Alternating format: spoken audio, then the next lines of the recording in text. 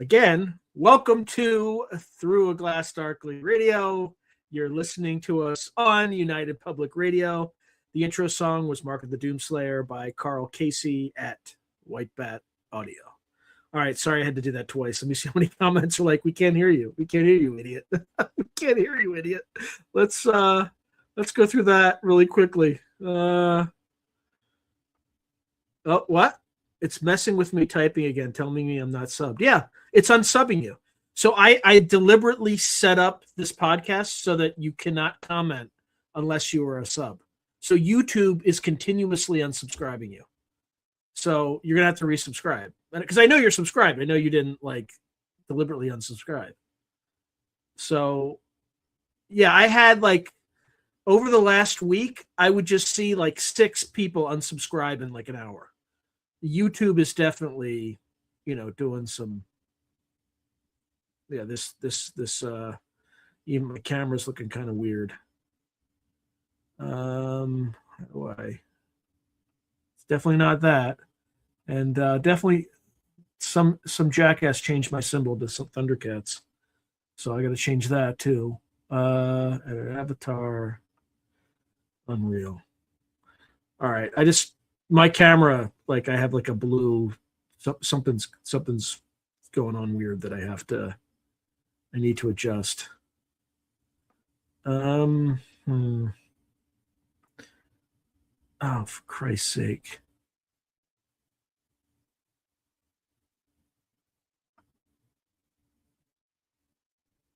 All right, that's a little bit annoying.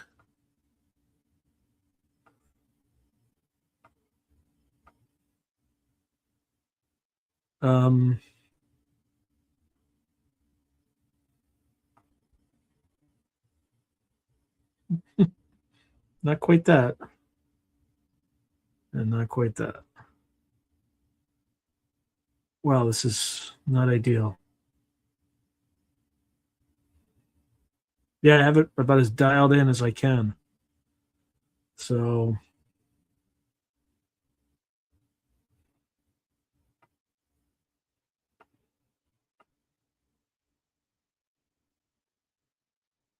all right, I guess that's okay.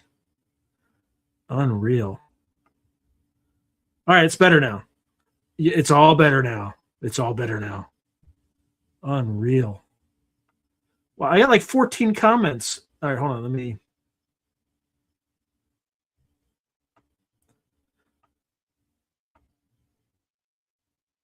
Hey, penitent lizard.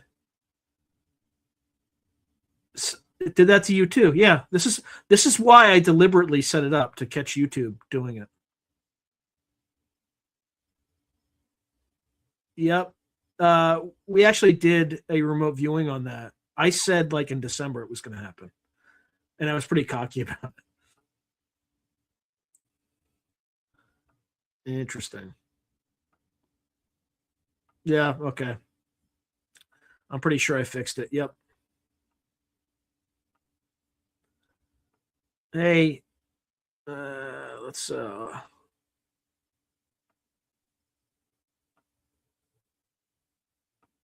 sorry, I'm just going through this quickly.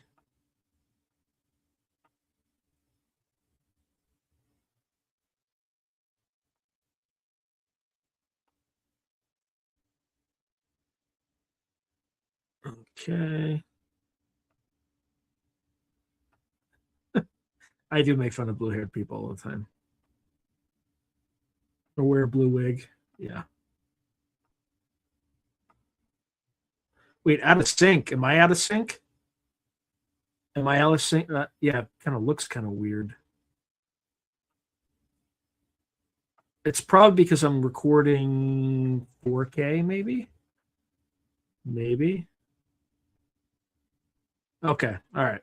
All right. I have a gigantic amount of stuff to get through. So I'm just going to get started and then we can. It's been, I took 2 weeks off from work, but I've been doing nothing but this work and I'm exhausted.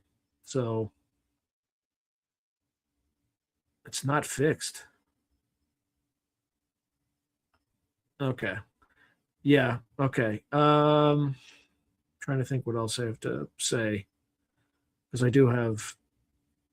I actually just went through a novel that I wrote like 10 years ago and just did one last editing pass, and now I'm doing the covers. So I expect that to come out by the end of the month, my first novel. But okay, all right, let us get started. All right, just bear with me here. What was this thing? Okay. Interdimensional Spillover. Cryptids at the Nexus of Folklore, Metaphysics, and Physics. Cryptids, creatures whose existence is suggested but unproven by science, occupy a unique space in human culture. From the towering Bigfoot of North American forests to the ominous Mothman of West Virginia, tales of mysterious beasts have persisted for generations. Dismissed by skeptics as myths or hoaxes, yet fervently supported by believers, cryptids straddle the boundary between folklore and reality. Typically studied as part of cryptozoology, the search for hidden animals, cryptids are often explained in conventional terms as undiscovered primates, misidentified wildlife, or fabrications. However, an intriguing and speculative hypothesis has gained traction in certain circles that some cryptids might be interdimensional spillovers, crossing into our world from parallel dimensions or planes of existence. In other words, what if Bigfoot, Mothman, and their ilk are not native to our reality at all, but transient visitors from another realm?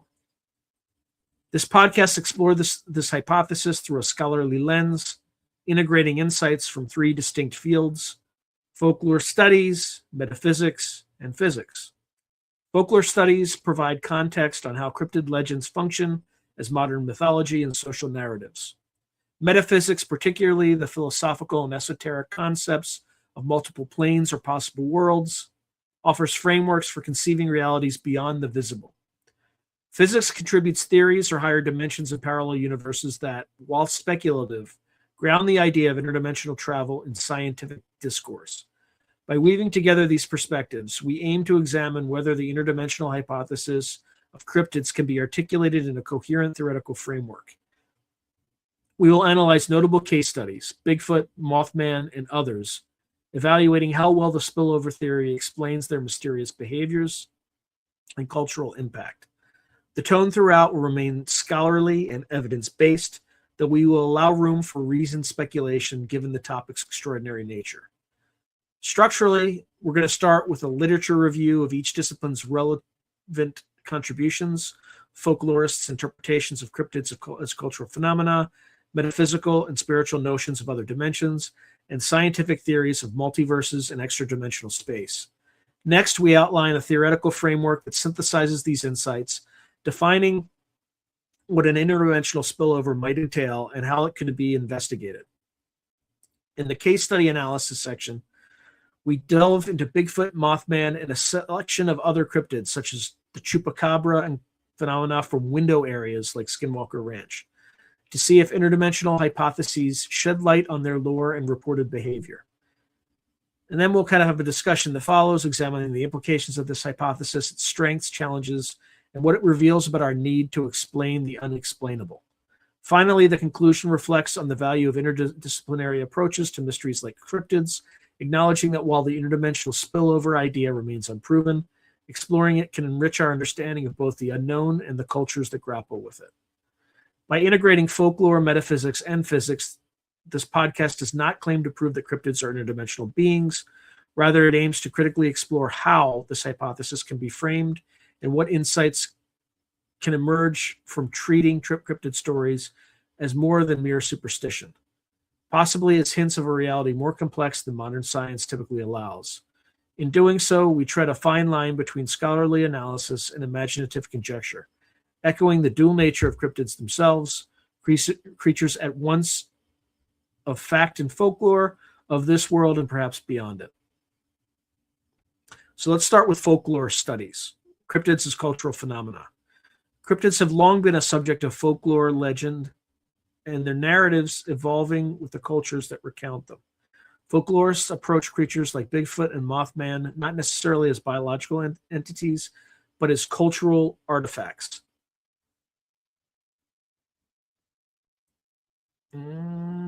Okay.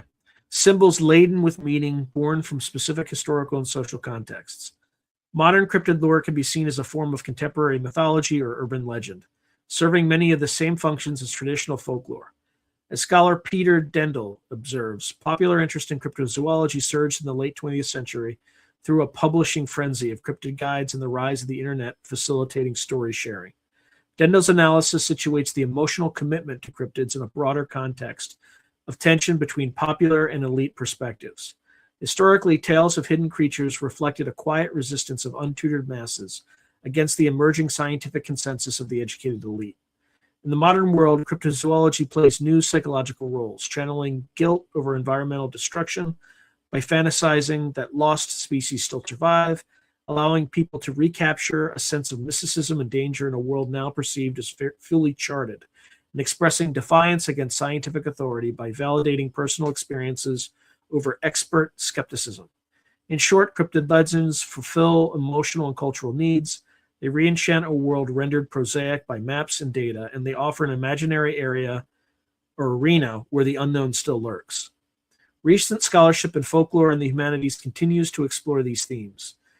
David J. Puglia describes legendary monsters in North America as occupying a liminal space between reality and fiction, an epitome of hidden fears and anxieties within communities. To use his terms, modern monster theory and folklore studies argue that monsters, cryptids included, personify cultural anxieties and help communities process fears. For example, the Mothman of Point Pleasant and the Chupacabra of Puerto Rico have become symbols of community anxieties in their respective regions. Folklorists note that such legends often emerge during times of social stress or change. The Chupacabra legend, first reported in 1995 in Puerto Rico, coincided with economic and political uncertainties. Its image of a vampiric creature draining livestock tapped into fears of predation and perhaps metaphors of exploitation. Likewise, Mothman's appearance in 1960s West Virginia preceded the tragic Silver Bridge collapse of 1967, and subsequent retellings cast Mothman as a harbinger or warning figure, a reflection of collective trauma and a search for meaning in tragedy. The notion of monster culture outlined by theorists like Jeffrey Jerome Cohen provides a framework for understanding these stories. Cohen's influential 7 Theses on monsters propose, for instance, that the monster's body is a cultural body, meaning its characteristics embody cultural moments, and that the monster always escapes, symbolizing how these legends resist ever being conclusively pinned down. Monsters, and by extension cryptids, often defy clear categorization, placing them in a liminal category that violates the normal order. Cohen calls this a harbinger of contemporary crises. Bigfoot, for example, unsettles boundaries, human or animal, ape or myth. Its ambiguous status challenges how we classify our world. This aligns with another thesis. Monsters dwell at the gates of difference, meaning they often appear at the margins, geographical, social, or conceptual, and thus highlight where our understanding falters. It is precisely this marginality that makes cryptid legends fertile ground for speculative hypotheses like interdimensionality. When a phenomenon sits at the edge of the known, it invites explanations that likewise transcend normal boundaries. Folklore studies also emphasize the narrative evolution of cryptid legends. As stories are told and retold, they accumulate layers of meaning. In many cases, initial sightings or encounters are couched in fairly literal terms. For instance, a giant ape-like figure was seen in the woods. Over time, especially if conventional explanations or conclusive evidence remains elusive, the narratives may take on increasingly supernatural overtones. Folklorist Linda Egg noted how modern legends can undergo an ostension process where real-life actions and experiences start shaping and reinforcing the legend, creating a feedback loop. In the case of cryptids, early reports inspire amateur investigations and media coverage, which in turn generate more reports. If those efforts continually fail to capture a flesh and blood creature, the lore often compensates by suggesting the creature is more than real. Indeed, cryptids have a way of becoming as real as belief makes them, as one commentator put it. In that Reactor magazine review, the author Riley concludes that whatever Mothman's ontological status, the widespread belief in him has cemented his reality in cultural terms. They're as real as belief makes them. This observation underscores a critical folkloric insight. Belief itself is a form of reality in the study of legends. Whether or not a cryptid actually exists, it certainly exists in stories, in eyewitness testimony, in local traditions, and the choices people make. So, for instance, tourists flocking to Point Pleasant's Mothman Festival, or explorers trekking through the Himalayas for the Yeti. Folklore scholars treat those cultural realities as worthy of analysis in their own right. The interdimensional spillover hypothesis can be seen as a modern evolution of cryptid folklore, a way for contemporary storytellers and theorists to reconcile persistent legends with the lack of empirical evidence. By proposing that cryptids slip in and out of our dimension, believers effectively create a narrative that preserves the mystery. The creature exists, but science can't catch it due to its otherworldly nature, while also borrowing legitimacy from scientific-sounding concepts like dimension portals, etc. In folklore terms, this is an example of creative accommodation where new ideas, in this case from physics or science fiction, are incorporated into existing belief systems to keep them viable and exciting. Sharon A. Hill, a folklorist and skeptic, referred to this tendency as supernatural creep, the way paranormal interpretations gradually amplify when conventional investigation comes up short. She notes that some Bigfoot researchers unable to find a specimen begin incorporating features like time or interdimensional travel, psychic communication, etc., into their descriptions of Bigfoot. In effect, the legend adapts to its own failure to be confirmed by transcending into the supernatural. In summary, folklore studies reveal that cryptid narratives are adaptive social texts. They convey cultural emotions, fear, hope, rebellion. They evolve by absorbing new ideas, and they thrive in ambiguity. The interdimensional hypothesis is one such idea now woven into cryptid lore.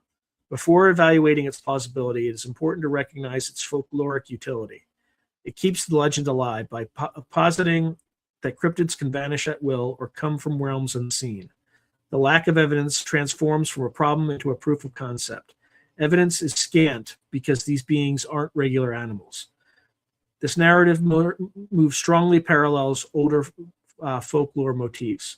For example, fairy creatures in European folklore who can enter our world from another world and just as easily disappear. The next section turns to those old metaphysical ideas into modern physics for parallels that might illuminate or complicate the notions of other dimensions and spillover phenomena.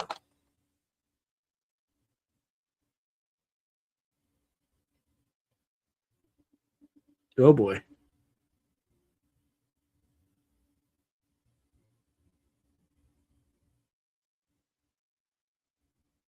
Huh. Anyway, I'm just getting texts from people who have like a direct connect into Venezuela, and the people are really happy that Maduro was taken out.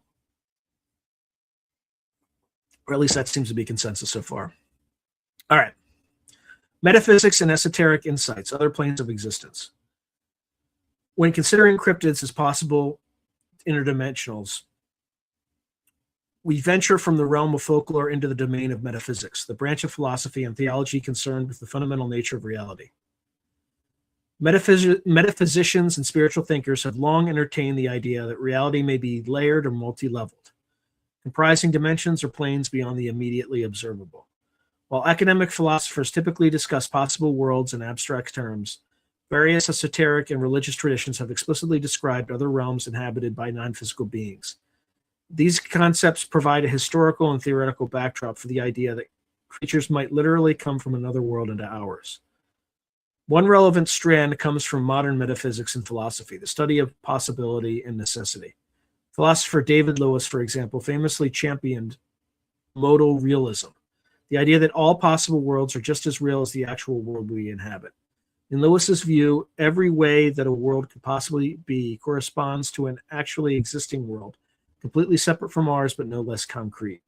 He describes these possible worlds as a continuum of space-time filled with objects, just like the ones we are surrounded by, differing only in their content. Importantly, Lewis did not claim we can travel to or interact with those other worlds in his framework. They are causally isolated. However, the very notion that other fully formed realities exist provides a provocative metaphysical footing for interdimensional ideas.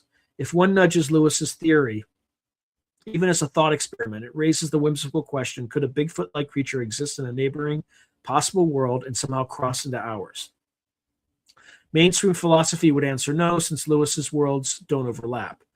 But his work underscores how modern metaphysics allows one to conceive a plurality of realism or realities in which any consistent set of facts might hold. Cryptid believers sometimes echo this sentiment in lay terms when they speculate that creatures like Bigfoot live in another dimension, but can come here as they desire, as some Native American traditions hold. In a metaphorical sense, Lewis's model multiverse is akin to an infinite library of what-ifs, one of which could hold the story. What if a large bipedal ape lived in North America? Perhaps the speculation goes, once in a while, the pages of that book brush against the pages of ours. Beyond the abstractions of analytic philosophy, esoteric and mystical traditions around the world have explicitly posited multiple levels of reality and beings that move between them. In Islamic mysticism, Sufism, for example, there is the concept of Alam al-Mithal, or Mithal, the world of similitudes, described as an intermediate unseen realm between the physical world and the purely spiritual. This realm was populated by entities like the jinn, intelligent beings made of subtle substance, according to the Quran, who are said to coexist alongside humans and occasionally interact with us. The jinn offer an interesting parallel with cryptids. They are often invisible or shape-shifting, sometimes benevolent, sometimes tricksters. While cryptids in Western lore are usually assumed to be fleshy creatures, the interdimensional hypothesis edges them closer to something like jinn, hidden beings that normally reside in a parallel plane and become visible only under certain conditions. Similarly, Western occult traditions, drawing on Neoplatonism, Gnosticism, and Kabbalah, envision a hierarchy of planes, from dense physical matter up through ascending subtle planes, such as the etheric, astral, mental, and so on. Helena Blavatsky's Theosophy in the 19th century popularized this stratified cosmology in the modern West. Blavatsky and her successors, Annie Besant, C.W. Ledbetter, etc., spoke of 7 planes of existence. Humans normally perceive only the lowest physical plane, but occult adepts or certain entities could access higher planes.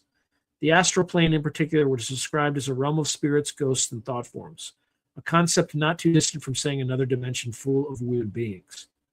It is notable that the term dimension itself took on mystical connotations through such esoteric usage. The interdimensional hypothesis in ufology, which overlaps with cryptid lore, is said to have roots in spiritualism's fascination with the fourth dimension as a spiritual realm. By the early 20th century, the word interdimensional appears in fiction, for instance, a 1906 novel, in a paranormal context. The merging of scientific language with spiritual cosmology allowed fringe ideas to sound more scientific. In fact, during the late 19th century, the term ether, a then scientific concept for a medium filling space, was eagerly adopted by occult writers to label a subtle substance or plane. They spoke of an etheric plane just above the physical, populated by etheric entities. Although 19th century physics discarded the luminiferous ether, the notion lived on in metaphysics and occult literature. The pattern here is clear. Metaphysics and mysticism have long speculated about parallel existences, be they other worlds, spiritual planes, or higher dimensions, and beings that can cross the thresholds between them. So how do these ideas connect to cryptids? In some cultural contexts, they already are connected. Many indigenous American traditions conceive of Bigfoot, or its local analog by various names, not as a mere animal, but as a spiritual being with supernatural powers. As one article on Native Legends puts it, almost all Indians believe Bigfoot is a non-physical creature. Some tribes say Bigfoot can transform into a wolf, or that it lives in another dimension from the physical plane, but can come here as it desires. Additionally, Bigfoot is often attributed with physical abilities, or a kind of selective invisibility, appearing visible to some people, but not to others who are present. Such descriptions resonate strongly with the interdimensional hypothesis. They imply that Sasquatch belongs to a spirit world parallel to ours. Interestingly, these indigenous views predate by centuries or millennia the modern physics talk of extra dimensions. In epistemologies of these cultures, explaining Bigfoot as a transdimensional being is not a wild sci-fi leap, but the traditional explanation. Bigfoot is a guardian or spirit of the land, one that slips in and out of the physical realm. The modern scientific method, or the modern scientific-minded community, by contrast, initially framed Bigfoot as an undiscovered primate, a flesh and blood creature that simply eludes capture. It's only after decades of failure to obtain hard evidence that some researchers have circled back to a quasi-spiritual explanation, as if rediscovering what native lore said all along. Folklorist James W. Foster has noted this convergence of modern paranormal enthusiasts with indigenous beliefs, remarking that Western researchers who propose interdimensional or psychic Bigfoot theories are effectively arriving where native myth has been since the beginning, albeit via quantum jargon rather than sacred narratives. Finally, it is worth noting the perspective of comparative religion and depth psychology. Thinkers like Karl Jung, in his 1950s analysis of UFO phenomena, suggested that these mysterious sightings might be projections of the collective unconscious, essentially archetypal images welling up in response to cultural needs. Jung stopped short of declaring UFOs purely psychological. He left their physical reality as an open question, but emphasized their mythical and symbolic dimensions. We can extend a Jungian lens to cryptids. Perhaps Bigfoot or Mothman manifest in our world in part through the medium of human consciousness. That is, they seem to be seen as tulpas or thought forms, entities created or empowered by human belief and fear, which take on a quasi-real form. In Tibetan mysticism, a tulpa is a being or object brought into existence through intense mental concentration. Some paranormal theories, admittedly on the fringe, have speculated that cryptids might be unwitting tulpas, collective human belief giving shape to something from another plane. While this idea veers away from empirical science, it reflects or highlights a metaphysical principle. The line between mind and matter might not be as rigid as we assume. If consciousness can affect reality, a big if, but one entertained in various Eastern philosophies and even some interpretations of quantum physics, then perhaps what we perceive as an interdimensional visitor is partly invited by our own minds. The quasi-metaphysical notion intersects with folklore. Remember the earlier quote, "They're as real as belief makes them." A metaphysically inclined person might take that literally, that belief is a causal force bridging dimensions. In summary, metaphysical and esoteric frameworks, both ancient and modern, provide conceptual scaffolding for the interdimensional cryptid hypothesis. They supply the vocabulary of planes and portals, astral, etheric, etc., the ontology of unseen beings, jinns, spirits, tulkas, and even a proto-explanation of how crossing might occur through spiritual practices, energetic gateways, or consciousness itself as a bridge. However, these ideas often lack the rigor or testability that scientific inquiry demands. To bridge that gap, we turn to the third pillar, physics and its own speculations about dimensions and universes. If metaphysics gives us imaginative possibilities, physics may give us mechanisms, however hypothetical, by which an entity could slip from one world to another. Now we move on to physics, dimensions, multiverses, and wormholes. Modern physics, especially in its more theoretical domains, has introduced concepts that sound remarkably like science fiction, or even mysticism to the uninitiated. Ideas of hidden dimensions curled up beyond perceptibility, parallel universes born from cosmic inflation or quantum mechanics, and space-time tunnels connecting distant points abound in the frontiers of cosmology and quantum theory. Importantly, these ideas emerge not from a desire to explain paranormal phenomenon, but from attempts to solve deep problems in physics and cosmology. Nevertheless, they create a scientifically framed space of possibility in which something akin to interdimensional spillover could at least hypothetically occur. Here we will outline a few key physics concepts: extra dimensions, multiverse theories, and wormholes/portals, evaluating how they might accommodate or refute the notion of cryptids traversing between dimensions. In the realm of particle physics and string theory, the idea of extraspatial dimensions is almost commonplace.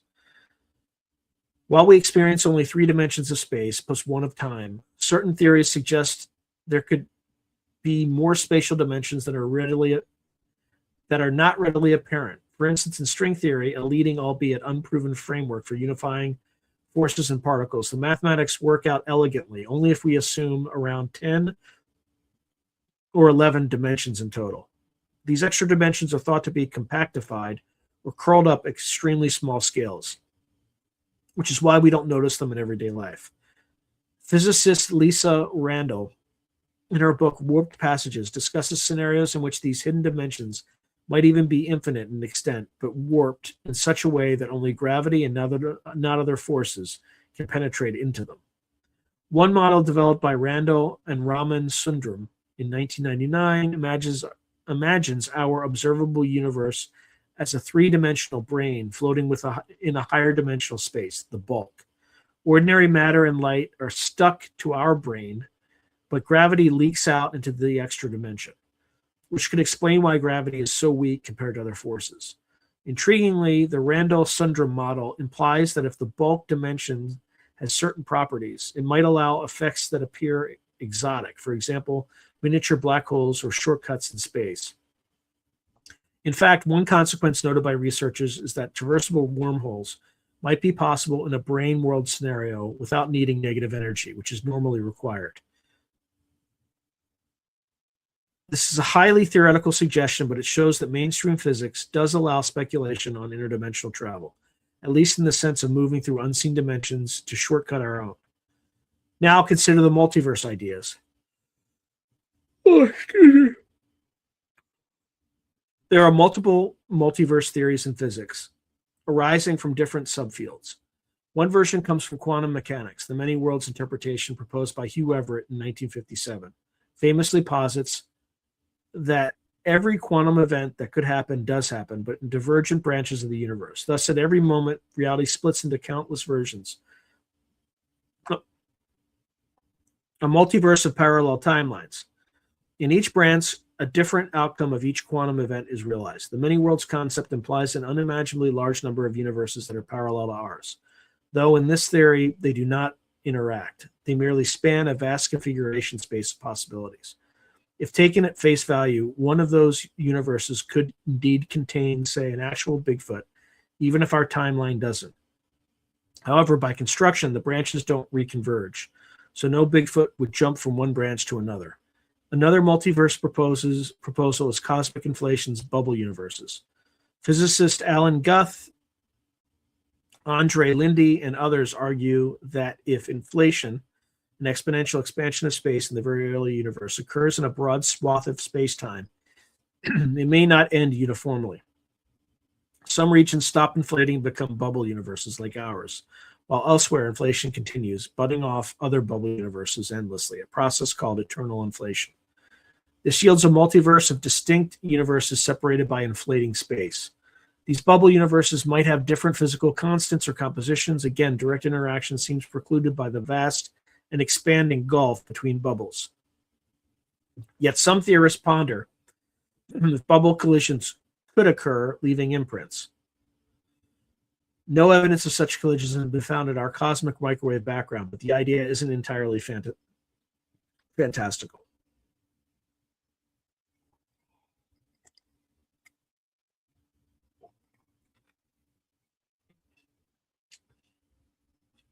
One reason the multiverse idea gained traction is the so-called string theory landscape. String theory's equations allow an enormous number, 10 to the 500th power or more, of possible vacuum states, each corresponding to a different way to curl up the extra dimensions, leading to different laws of physics. Eternal inflation nicely complements this. Each bubble universe could realize a different vacuum from the landscape, populating all possibilities. Our universe's properties would then be just one random draw from a cosmic grab bag, explaining why things like the cosmological constant are small but non-zero. Selection bias may only exist in the bubble that had life-friendly constants. While this is all highly theoretical, it shows how physics countenances a plenitude of universes. The question for us is, can anything travel between them? Conventional answers range from probably not to absolutely not. The distances and barriers, inflation still blowing bubbles apart faster than light, for instance, are effectively insurmountable with known physics. Nonetheless, in the imaginative exercise of this paper, if cryptids were interdimensional travelers, you might picture their home as one of these myriad universes and speculate Some rare flaw in the separation allows a crossover, essentially a cosmic accident or a deliberate traversal via some higher dimensional shortcut. This brings us to the concept of wormholes and portals.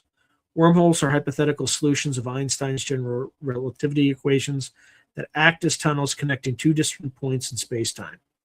First conceived as the Einstein-Rosen bridge, which initially appeared to connect two universes, albeit non-traversably, wormholes were later studied in traversable forms by Kip Thorne and others.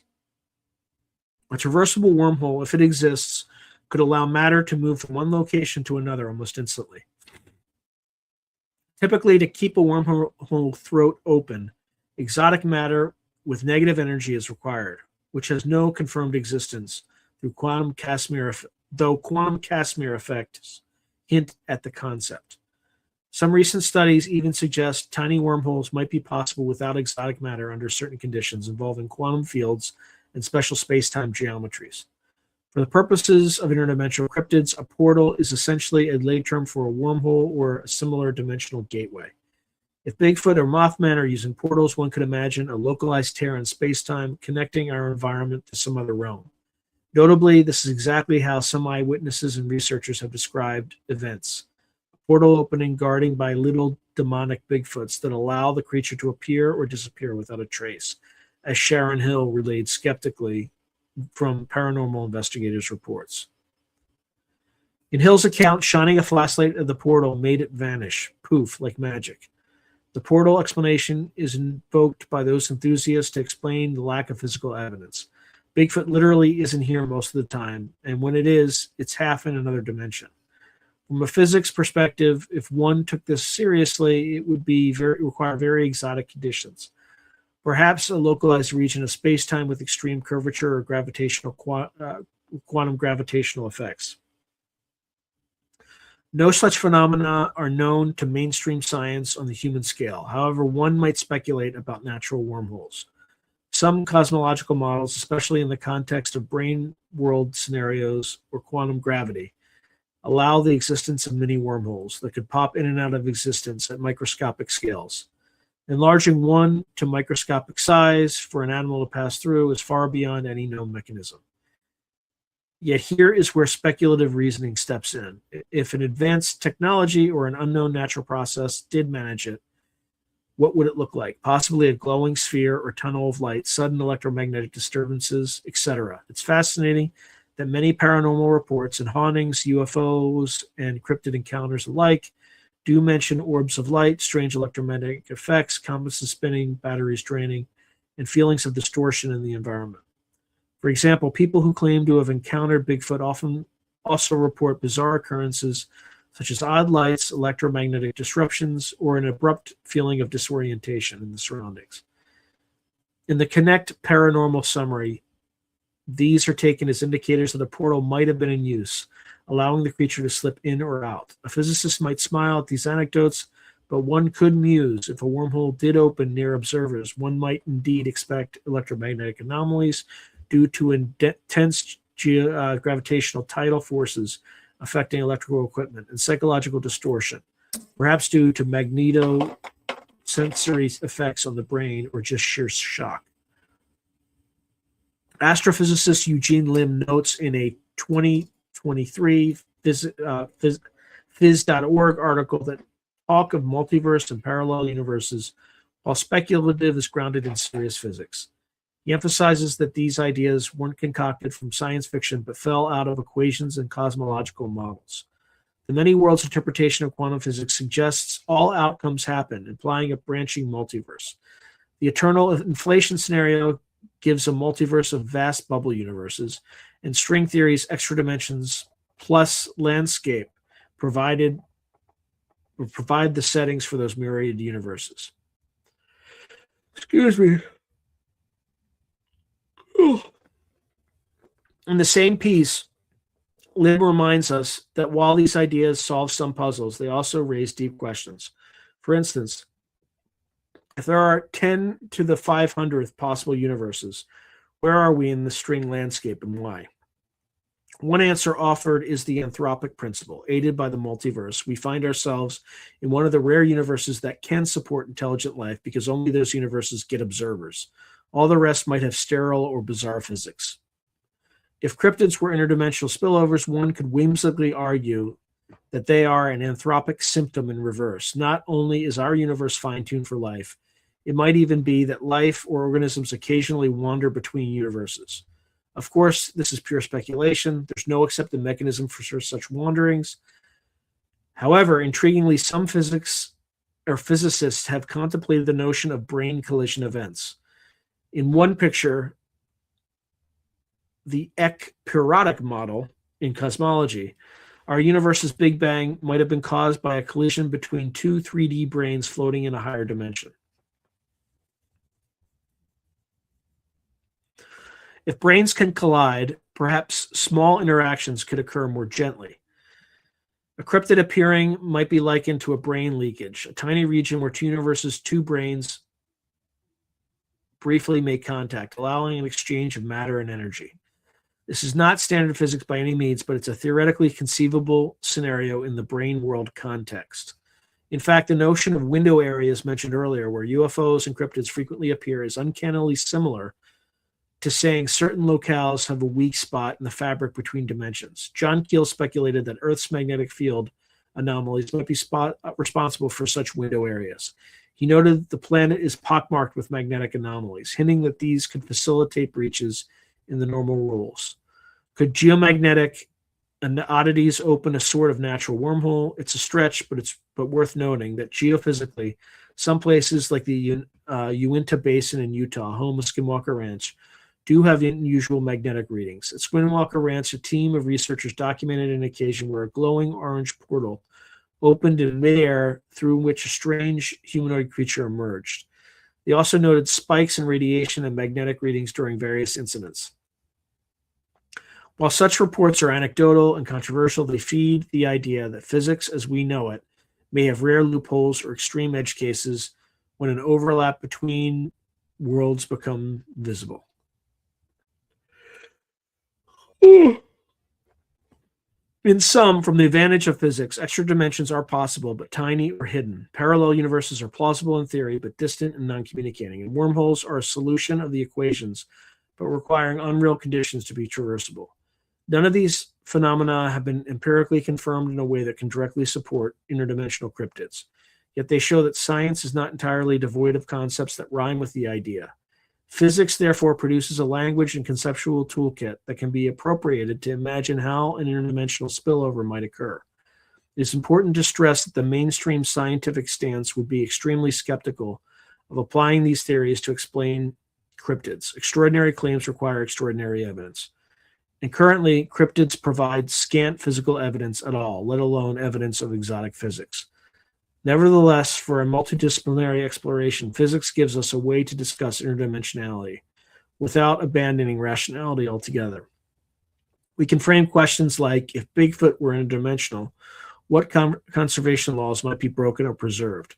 Could a stable portal conserve energy, or would its use produce observable effects like light, heat, radiation that we can measure? The questions nudge the interdimensional hypothesis from pure fantasy toward a testable hypothesis, however far-fetched. Having reviewed folklore, metaphysics, and physics, we see three complementary pictures.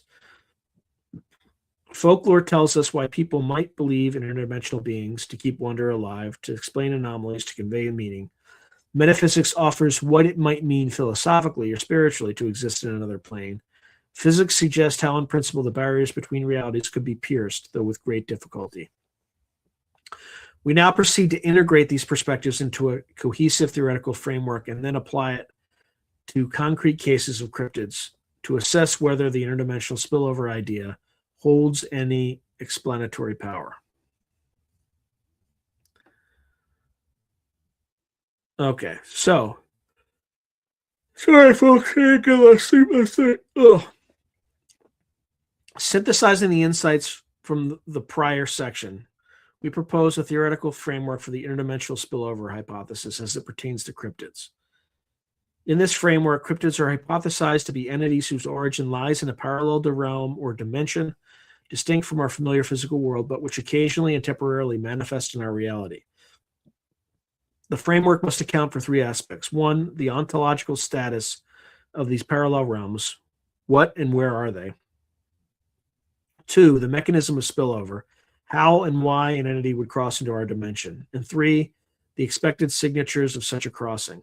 What effects or evidence might it produce? Additionally, it should address the cultural dimension. Why this hypothesis is compelling or meaningful to people. So let's start with the ontological assumptions. We define an interdimensional cryptid as a being whose true home environment is not the three-dimensional space-time continuum we inhabit, but rather another domain which could be conceived variously as a higher dimensional space, a parallel universe, or a non-physical plane. For generality, let's call this an alternate reality. The alternate reality might be similar to ours, as in another physical universe with its own ecosystem, or radically different, an abstract or spiritual plane with different laws of nature. We do not fix a single interpretation, but allow for possibilities ranging from the esoteric, for instance, a creature is from an astral plane overlapping Earth, to the scientific multiverse. For instance, the creature evolved in Earth in a parallel universe and normally resides there. The key ontological claim is that the cryptid is not fundamentally a part of our world's ecosystem in the way a bear or gorilla is, but comes from outside. This immediately positions the interdimensional spillover hypothesis, ISH, the ISH, we'll call it the ISH, against the conventional cryptozoological view. In classic cryptozoology, creatures like Bigfoot are presumed biological inhabitants of Earth that have avoided detection. Under ISH, creatures like Bigfoot would be visitors. This could explain, in theory, the glaring lack of physical remains, such as bones or bodies. If a creature dies or returns to its dimension, it leaves nothing behind. It could also explain high variability in sightings. They might cluster around certain times or places when a crossing occurs, rather than being uniformly present. Then there's the mechanics of spillover. Drawing from metaphysics and physics, we consider several notional mechanisms by which spillover could occur. The first is a portal mechanism. A transient wormhole or gateway opens between the alternate reality and our own. This could be a naturally occurring phenomenon, for instance, linked to geomagnetic anomalies, as Keel suggested for window areas, or an artificially induced one. Perhaps the entity itself or some higher intelligence can create portals. In folklore, this is analogous to fairy rings or doorways to the fairy realm. In physics, it's analogous to a space-time wormhole. The portal mechanism implies that cryptids don't phase in gradually, but appear abruptly at a location and disappear just as abruptly. Eyewitness reports of cryptids often do feature sudden appearances and vanishings which this mechanism would accommodate. Then there's the phase mechanism, the vibrational alignment. A more metaphysical concept is that our world and the other world normally differ in frequency or phase, but occasionally they align or an entity shifts its vibrational state to match ours, becoming visible and tangible. This model is commonly found in occult descriptions. So, for instance, ghosts raising or lowering vibration to materialize. An interdimensional Bigfoot under this mechanism might usually exist in an invisible state. Hence, some witnesses claim it can turn invisible and then phase into visibility. Unlike a portal, this doesn't require a hole in space, but rather a change in the entity's properties. In modern physics terms, one could imagine something like a brain overlap, our 3D space and another 3D space briefly sharing coordinates in a higher dimension. Then there's the possession projection mechanism. Here's the idea that the interdimensional being doesn't physically travel at all, but projects an avatar or assumes a physical form temporarily in our world. This is akin to a tulpa or an incantation. In folklore, shape-shifting spirits or animals taking bodily form would fit this idea. Under Ish, a Mothman might actually be a non-material entity that could project a quasi-physical body, perhaps by manipulating energy or matter at the site of appearance. Once its task is done or it is disturbed, the body dissolves or is reabsorbed, leaving no trace. While highly speculative, this mechanism dovetails with reports where cryptids seemingly strangely ephemeral or invulnerable. Bullets pass through the giant wolf at Skinwalker Ranch with no effect. The above mechanisms are not mutually exclusive and could operate together. For instance, a portal could open and a being phases through it. The framework remains open-minded about why spillovers happen. Possibilities include accidental crossings, the creature fell through a rift, unexpectedly, exploratory crossings, an intelligent entity deliberately visiting, or reactive crossings triggered by human presence or mental states. Some paranormal researchers suggest human fear or curiosity can facilitate encounters, a notion echoing Jungian or psychic theories. And then expected signatures. If cryptids are interdimensional, what would we expect to observe beyond just the creature itself? This framework predicts a cluster of ancillary phenomena might occupy or accompany cryptid sightings.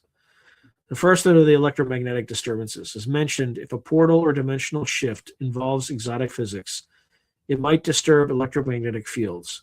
Reports of batteries dying, compasses spinning, radios malfunctioning in conjunction with cryptid or UFO encounters are common in the literature. The History Channel's investigation of Skinwalker Ranch in 2020 documented sudden spikes of radiation and magnetic field changes during unusual events. In our framework, such effects are not coincidental but symptomatic of a crossing event, essentially byproducts of the door opening or the environment adjusting to an interloper. Then there's optical and auditory anomalies. Light phenomena such as glowing orbs, flashes, or strange illumination could occur. Perhaps the portal's event horizon glowing or Cherenkov radiation-like effects if exotic particles are produced. Strange sounds, buzzing, humming might also be heard. For instance, some Bigfoot witnesses report a loud buzzing or a deep vibration just before an encounter, which some interpret as infrasound produced by the creature. In an ish concept or context, perhaps that sound is part of the dimensional shift process. Then there are also temporal distortions. Though less commonly reported, one could speculate that time might flow oddly near an interdimensional event, akin to gravitational time dilation near a wormhole. People might experience missing time or time lapses. Such reports are more prevalent in UFO abduction lore, but there are a few encrypted stories too. For instance, individuals who chase a cryptid and later realize hours passed when only minutes were felt. Then there's psychological effects. An interdimensional encounter might affect witnesses' consciousness. Intense fear or a sense of Oz factor, a term by researcher Jenny Randles, describing a bubble of silence or surreal calm during paranormal events, could occur. If cryptids have psychic influence, as some claim Bigfoot does, perhaps it's a side effect of dimensional transit messing with neural processes. Our framework includes the possibility that interdimensional beings could naturally possess telepathic or mind-affecting qualities. Indeed, many such beings in folklore, fairies, jinn, etc., do. These signatures provide a way to test the hypothesis, at least qualitatively. If someone claims an interdimensional Bigfoot encounter, we can check for these correlates. Did electronics fail? Were there lights in the sky? Did the area show magnetic anomalies on instruments? The more such effects cluster with cryptid sightings, the more one might suspect something beyond a normal animal encounter is happening. Then there's the cultural and interpretive aspect. Lastly, this framework acknowledges that the ish, as much a cultural narrative as a scientific one. It serves an explanatory function for believers in areas with recurring cryptid sightings, for instance, the Chestnut Ridge in Pennsylvania for Bigfoot and UFOs, or Point Pleasant for Mothman. The interdimensional narrative helps knit together disparate phenomena into a coherent story. Folklorist Jack Santino might call this the formation of a local legend complex, where multiple strange events, haunting, lights in the sky, cryptid sightings, are woven into one tapestry. The ish provides a single grand explanation. All these weird things are connected by the fact that they come from elsewhere. This echoes what John Keel proposed with his ultra-terrestrials theory, that UFOs, monsters, and paranormal entities are different manifestations of a singular, otherworldly intelligence or energy. Our framework doesn't require a singular case, but it does preclude it either. It could be that Bigfoot and Mothman are entirely unrelated species, each from their own dimension, or it could be they are manifestations of one underlying phenomena, shape-shifting into different guises. as Keel and later authors like Jaffelet and Patrick Harper have mused. Either interpretation fits within Ish. Crucially, the framework remains speculative. It is a set of guiding principles to examine cases, not a confirmed theory. To assess its usefulness, we turn next to case studies, applying the interdimensional lens to known cryptid cases, Bigfoot, Mothman, and a few others. We will see to what extent this framework can account for the pattern of evidence or lack thereof and the folklore surrounding each cryptid, and where it might fall short or conflict with alternative explanations. All right, so let's move to case study analysis. So Bigfoot, flesh and blood primate or interdimensional wanderer.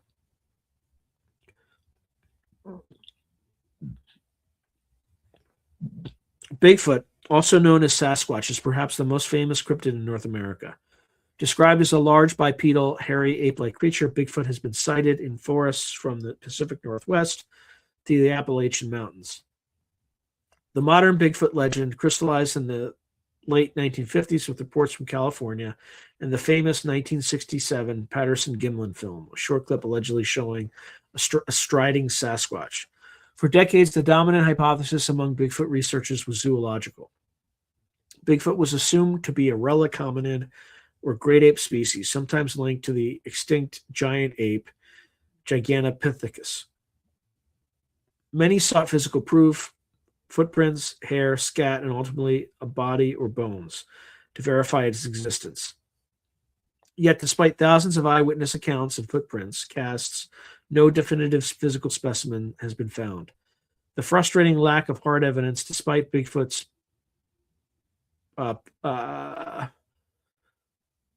pop culture omnipresence, has led to schisms in the cryptozoology community. A faction of researchers, including respected figures like Dr. Jeff Meldrum, who's an anatomist and primate specialist, continue to favor a biological flesh and blood explanation, focusing on footprint morphology and possible primate behavior. Others, however, have ventured into paranormal explanations to account for Bigfoot's elusiveness and high strangeness elements in many reports.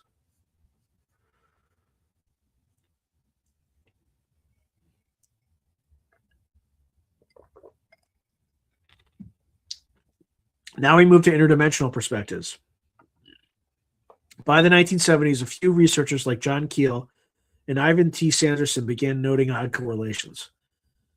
Bigfoot sightings often coincided with UFO sightings or other paranormal activity. In 1973, Pennsylvania investigator Stan Gordon documented a wave of incidents where witnesses reported both a Bigfoot and strange lights in the sky around the same time and place. These strange cases started the discussion of a possible high strangeness Bigfoot. Instead of a North American ape, Bigfoot was being reframed by some as an interdimensional entity. In Keel's Strange Creatures from Time and Space, he speculated Sasquatch might be transmogrifications of energy from what he called the superspectrum, briefly taking physical form before fading. Such language was essentially interdimensional in modern parlance.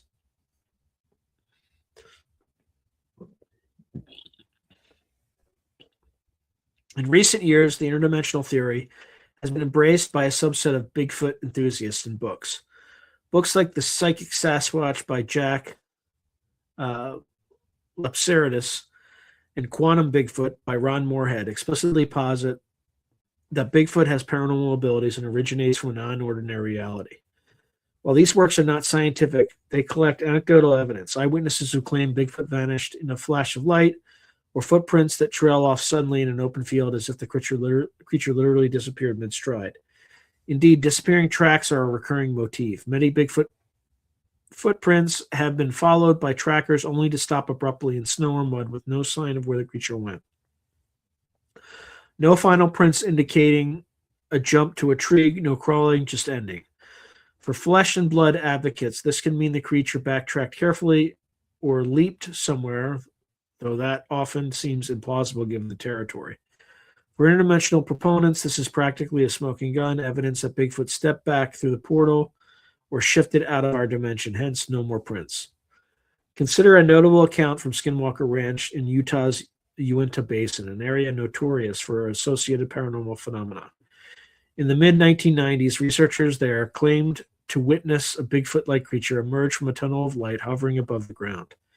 The apparition was caught on thermal imaging, large humanoid heat signature dropping out of an oval light source. When investigators reached the spot, they found nothing, just a fleeing single track in the snow. This story, if true, dramatically illustrates the Ish, a literal portal event and an interdimensional Bigfoot appearance. Skeptics question the veracity and lack of photographic proof beyond researcher testimony. Nonetheless, it has become a staple example in pro-Ish literature. Another site, the Chestnut Ridge area in Pennsylvania, has had decades of Bigfoot sightings, often intertwined with mysterious lights. Researcher and author Maxim Furyk notes that strange connections between UFOs and Bigfoot sightings in that region, suggesting that rather than aliens traveling light years, it could be beings using wormholes to hop between dimensions. He references Jacques Vallée's ideas as a basis. Vallée argued the extraterrestrial hypothesis for UFOs is outdated, favoring an interdimensional hypothesis where UFOs, and by extension Bigfoot, use wormholes to fold space-time. The implication is Bigfoot and UFOs might share the same transit system. Indeed, in 1974, one Pennsylvania man famously claimed to have seen a Bigfoot shot by a farmer dissolved into a ball of light and then flew away, an anecdote often cited by Ish supporters.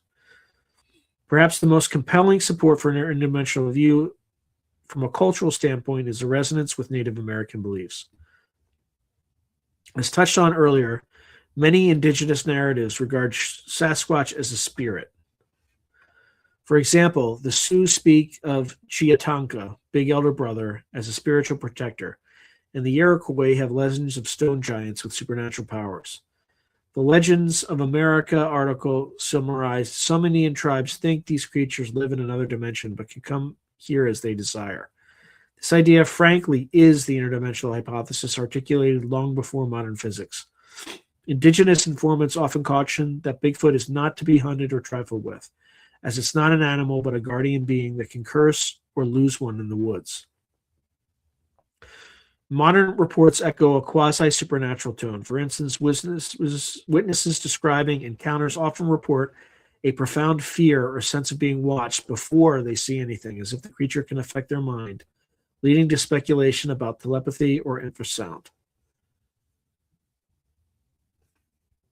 Now, analyzing with the ISH, the Ish framework, Bigfoot makes a fascinating test case for the Ish. Using our theoretical framework, does Bigfoot display characteristics of an interdimensional spillover? Well, first, there's lack of physical traces. So yes, Bigfoot notably lacks conclusive physical evidence. No bodies or fossils. If Bigfoot were an animal, its absence from the fossil record and zero roadkill or carcasses are perplexing, though not impossible given wilderness expanse and perhaps burial practices, as some suggest. Under Ish, this is expected. Bigfoot isn't native here. It just comes and goes, and perhaps even its bodies vanish, either returning to its realm or disintegrating if the manifestation ends. This aligns with the portal mechanism or projection mechanism in the framework. The entity doesn't die here, or if it does, the body might fade out. Then there's sudden appearances and disappearances. Many reports, as mentioned, have Bigfoot appearing suddenly, stepping onto a road, then back into bush, gone when the car reaches the spot, and disappearing suddenly, footprints ending, etc. The Ish portal mechanism would directly account for that. A flesh and blood explanation suggests here without invoking perfect stealth. Then there's ancillary phenomenon. Bigfoot encounters sometimes include strange lights, floating orbs in woods seen by witnesses either before or after seeing the creature. Foul, sulfurous odors. Witnesses often describe a strong stench accompanying Bigfoot. Interestingly, sulfur smell or rotten egg odor is also reported in many paranormal contexts, from demons to UFOs. In folklore, sulfur is a sign of crossing realms, as in brimstone from hell.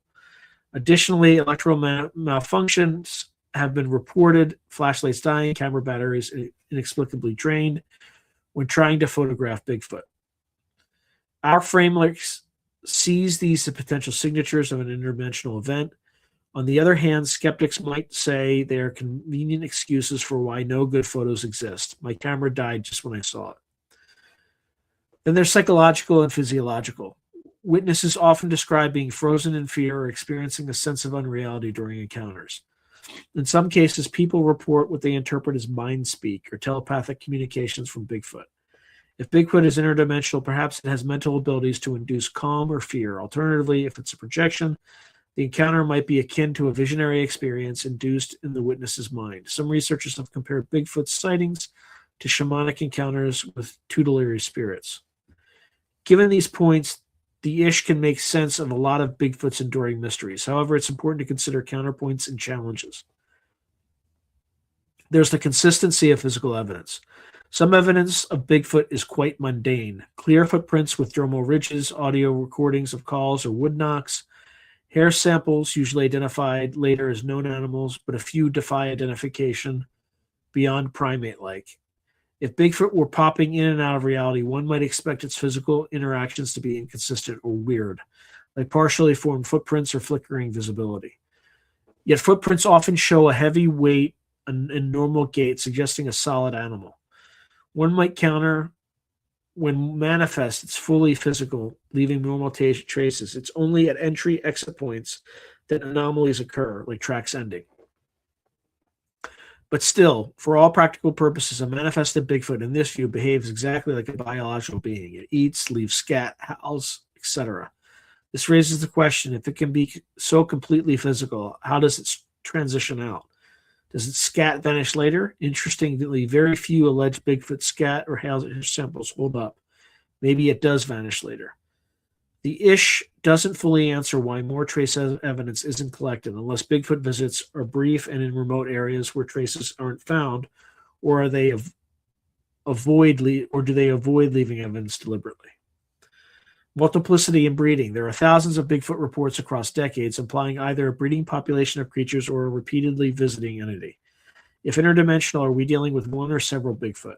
Some proponents think Bigfoot might be an entity that can clone appearances, often think there is a whole parallel ecosystem with Sasquatch, hence multiple individuals seen together occasionally, like mothers with offspring. It's hard to pin down how interdimensional ecology works. Folklore from native peoples sometimes speaks of entire clans of these beings. If so, what prompts a whole family to cross? Alternatively, maybe our reality is like a pasture they occasionally graze in, and then they return home.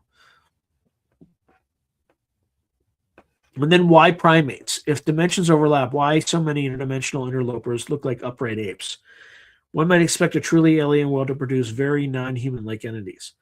The fact Bigfoot is so close to us biologically, hominid form, could either hint that it is of earthly origin, such as the large branch of hominid, or if interdimensional, perhaps the worlds are not too different or the creatures chooses a form we can process, as some paranormal theories suggest. So, for instance, ultra-terrestrials choose culturally relevant guises. This edges into territory of conscious shapeshifting to fit expectations, which is speculative but not entirely out of line with how folklore entities behave. Fairies often wore the costume of the period when manifesting to people, etc.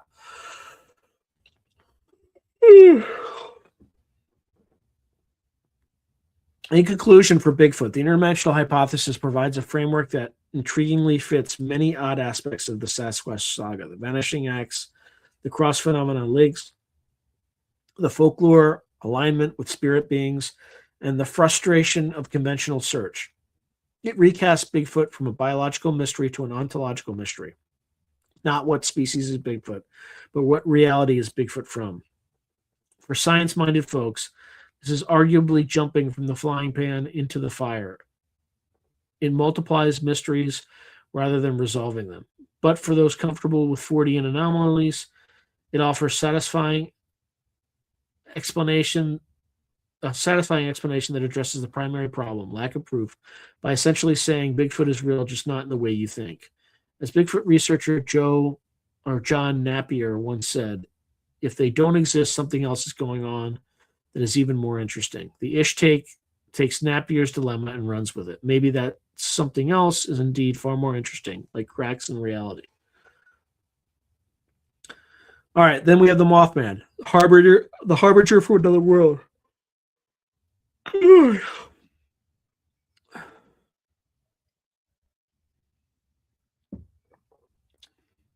Mothman is a legendary winged humanoid first reported in 1966 around Point Pleasant, West Virginia. Eyewitnesses described a gray or dark man-sized figure with large wings and glowing red eyes. The creature was sighted by numerous locals over the span of a year, often in the vicinity of an abandoned TNT factory and surrounded by woods. Witnesses experienced intense fear, sometimes claiming the creature chased their vehicles at high speeds. The Mothman sightings abruptly ceased after December 15th, 1967, the date of the tragic collapse of the Silver Bridge in Point Pleasant, which killed 46 people. This calamity was later woven into the legend. Many came to believe that Mothman's appearances were an omen or warning of an impending disaster. Journalist John A. Keel chronicled these events in his book, The Mothman Prophecies, blending investigative reporting with his theories about paranormal phenomena. Keel not only detailed the Mothman sightings, but also a flap of UFO activity, weird phone calls, men in black encounters, and prophetic dreams in the area.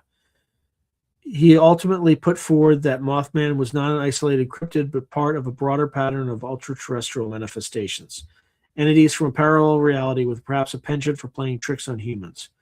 In Keel's view, Mothman wasn't a flesh and blood monster or an alien in a spaceship, but something more exotic, a being that could step in and out of our world, akin to demons or fairies of old, but interpreted through a modern lens. Since then, Mothman has become a fixture in American folklore. There is a Mothman museum and an annual festival in Point Pleasant. Reported sightings of similar flying humanoids have occurred elsewhere in later years, notably a cluster of sightings around Chicago's Lake Michigan in 2017, dubbed the Chicago Mothman, and earlier cases like the Owl Man of Cornwall, UK in 1976. Skeptics often explain the original Mothman as misidentified large birds such as owls or sandhill cranes. Indeed, a sandhill crane with albinism, hence red eye shine, was posited by a wildlife biologist at the time. However, many witnesses were adamant they saw a humanoid with a 10-foot wingspan, not a crane. The story's enduring aura is that of a prophetic and otherworldly visitor connected with strategy. All right, so then there are the interdimensional angles. Mothman's case is saturated with high strangeness that invites an interdimensional interpretation. First, unlike Bigfoot, nobody really thought Mothman was a normal animal. The very name Mothman, coined by newspapers playing off the Batman comic villain, suggests a creature outside usual taxonomy. Locals also called it a birdman or big bird. Well, clearly it didn't fit known species. The timing of sightings with the bridge disaster gave it a paranormal mystique. This is reminiscent of the banshee in Irish folklore, a spirit whose appearance or wailing portends death. The banshee is firmly in the realm of the supernatural, not a zoological entity. Likewise, Mothman quickly gained a reputation as possibly a spiritual harbinger. John Keel's investigation led him to consider Mothman as an example of what he termed windows, areas of concentrated paranormal events. He even theorized that Point Pleasant might lie on some interdimensional fault line that opened up in 1966 to 67. The fact that UFO sightings were numerous during the same period was key. Witnesses reported bright lights in the sky, and one even claimed to receive messages from an entity called Indrid Cold, the so-called grinning man or man in black figure linked to the case. Keel posited that all these phenomena were different masks of the same ultraterrestrials. He avoided the term interdimensional in the book that gained popularity later, but his concept is analogous. Beings from outside our space-time who stage various manifestations as monsters, spacemen, etc., to manipulate or interact with us. In Keel's writing, he even speculates there may be window zones with electromagnetic anomalies enabling these manifestations. Mothman in particular, with its eerie timing and elusive nature, fits an interdimensional mold. It appeared, caused fear and wonder, and vanished, leaving behind tantalizing correlations rather than hard proof. In terms of our framework, what would Mothman appearances look like? Possibly as a temporary projection. Some witnesses described it materializing or taking off vertically with whooshing sound, not like a bird launching, or as a visitor via portal. No one saw a portal per se in Mothman's case, but the concurrent UFO might be considered vehicles or dimensional doorways. Some witnesses experienced poltergeist phenomena and precognitive dreams during the Mothman period, suggesting a broader disturbance in Point Pleasant's reality fabric. Local folklore has since embraced metaphysical explanations. Some have suggested Mothman was a curse tied to a Native American legend, Chief Cornstalk's curse on Point Pleasant, implying a spiritual retribution. Others, influenced by Keel and later the Mothman Prophecies film in 2002, see Mothman as either a guardian angel trying to warn of danger or a Grim Reaper type attracting disaster. In all these interpretations, Mothman is not a biological anomaly, but a being from beyond. So analysis with the Ish framework. Mothman's case, though concentrated in a short time span, provides a rich scenario to test our interdimensional framework. So there's the transient manifestation. Mothman was seen repeatedly for about 13 months, then never, at least in Point Pleasant, again. This ephemeral presence matches the idea of a powerful visit or a limited time breach between worlds. If it were an animal, one would expect either ongoing sightings, if it lived and bred there, or a carcass, if it died in the Silver Bridge collapse or thereafter. We have neither. Its vanishing act is consistent with an interdimensional traveler who completed its mission, whatever that was, and left. Then it has non-physical traits. There's no tangible evidence of Mothman was ever found. No feathers, droppings, or impact from bullets. Some reportedly shot at it to no effect. One could argue it was a bird mis-ID'd, but then one would expect a few hunters to have downed a very large bird over a year. None did. If interdimensional, perhaps it had a quasi-physical form, able to be seen and even to leave footprints. Some tracks were found in the TNT area, but not killable or capturable. Eyewitness accounts emphasize the eyes, red and glowing, like bicycle reflectors. Eye shine occurs in animals when light is reflected, but bright red continuous glow is unusual. Some owl species have reddish eye shine, but only when caught in light. Mothman's eyes glowed even in the dark woods, according to accounts. Glowing eyes are a classical hallmark of folkloric creatures and often symbolize a supernatural nature. Ghosts and demons in stories of glowing eyes. In our Ish context, maybe the glowing eyes were an energy effect or a deliberately frightening visage chosen by the entity. Then there's ancillary phenomenon. As noted, Mothman's flap had abundant ancillary phenomena. UFO, interpreted by Ish as approximately the same phenomena in different forms, or as vehicles through a dimensional rift. Men in black, who were weird, dark-clothed strangers, threatening witnesses, which in Keel's view might themselves be ultra-terrestrial shapeshifters monitoring the situation. Precognitive dreams, several people, including reportedly Keel himself, dreamed of a bridge collapse or heard psychic messages hinting at it before it collapsed, or before it happened, suggesting some information leakage across time or dimension, and electrical oddities. People's phones and TVs acted strangely. These all align with an overall interdimensional disturbance in the area, as if a window was open that let in not just Mothman, but a suite of bizarre effects. Then there were meaningful coincidences or synchronicities. The timing with the tragedy suggests what Jung would call synchronicity, an acausal meaningful linkage. If Mothman were an interdimensional being, perhaps it specifically appeared to warn or observe the impending disaster. One Ish interpretation, entities that exist in a higher dimension might perceive our timeline differently. Maybe they knew the bridge was going to fail. Mothman could have been an envoy to study human reactions or subtly influence outcomes. Some witnesses claimed that encountering Mothman gave them a sense of dread that stopped them from going on the bridge at that time, arguably saving their lives. If true, that paints Mothman almost as dimensional do-gooder, constrained from directly involving or intervening, but trying to nudge people away. Alternatively, more sinister takes cast it as causing the disaster or feeding on the fear energy. And then there's the post-event trajectory. After 1967, Mothman was gone from West Virginia. However, sporadic reports of similar flying humanoids globally raise the question, is it the same entity visiting different places, or a species from elsewhere that occasionally pops in? Notably, some claimed a Mothman-like figure was seen at other disasters, allegedly reported near Chernobyl in 1986, dubbed the Blackbird of Chernobyl. Though these reports are hard to verify, the pattern, if not folkloric retrofitting, would strongly imply an interdimensional agent concerned with catastrophic events.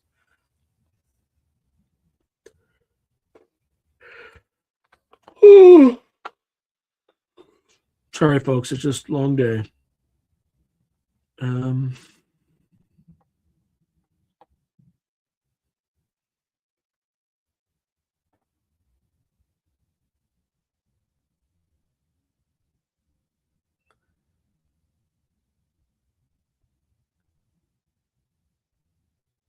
Okay, that was a waste of time. Okay. All right, so Mothman's story strongly supports an Ish type explanation because the folkloric narrative and imperial strangeness both point away from the conventional.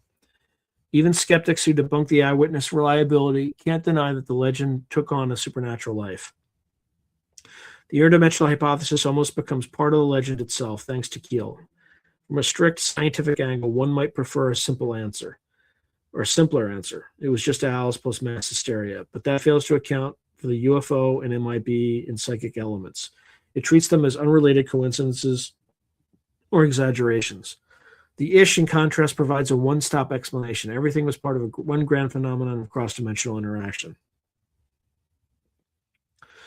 One must acknowledge, however, that the evidence for Mothman being real at all mostly rests on anecdotal accounts and Keel's somewhat sensational reporting, which some critics accuse of embellishment. If one steps back, an interdimensional interpretation of Mothman is only as credible as the underlying sightings and paranormal reports.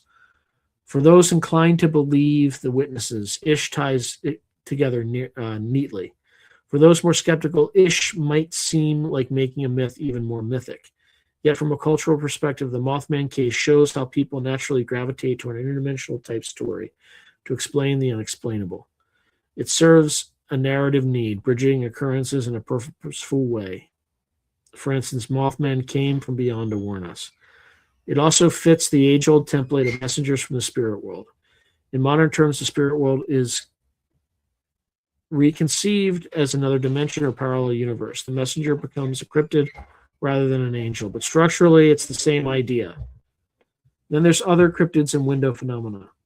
Beyond Bigfoot and Mothman, countless other cryptids populate a global lore. While covering each in depth is beyond scope, it's worth examining a few brief examples to see how the interdimensional hypothesis might apply.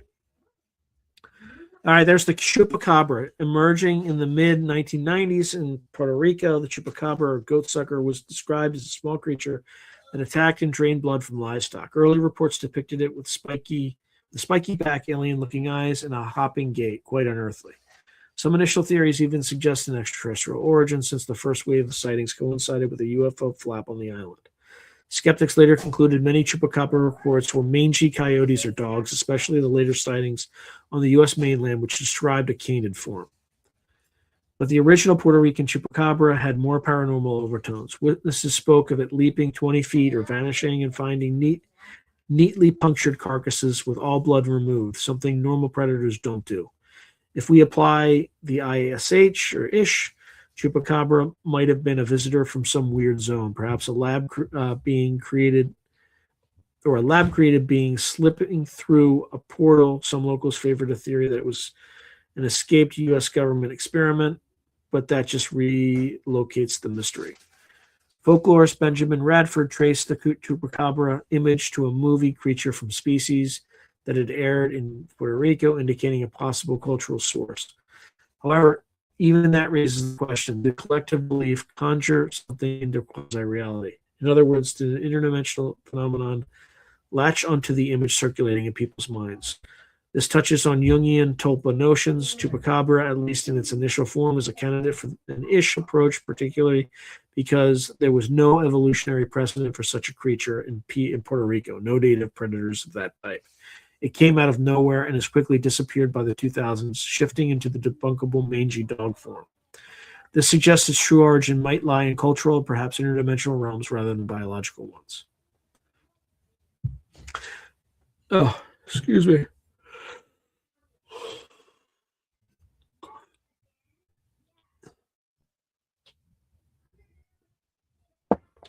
All right, then there are lake monsters. Loch Ness Monster of Scotland is often envisioned as a surviving plesiosaur, a relic of prehistory.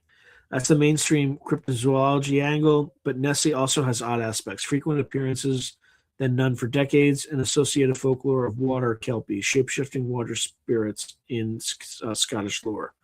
Some authors have whimsically suggested Nessie might be interdimensional, popping into our loch from some primordial or parallel realm. For instance, waves of sightings sometimes coincide with seismic activity in the area, leading to musings that fault lines could open windows. Ted Holliday's The Dragon and the Disc even postulated Nessie was a paranormal phenomenon connected with UFOs. Nessie's elusive body, no body, or clear sonar, despite much searching, keeps conventional explanations at bay, though most lean to misidentifications and hoaxes.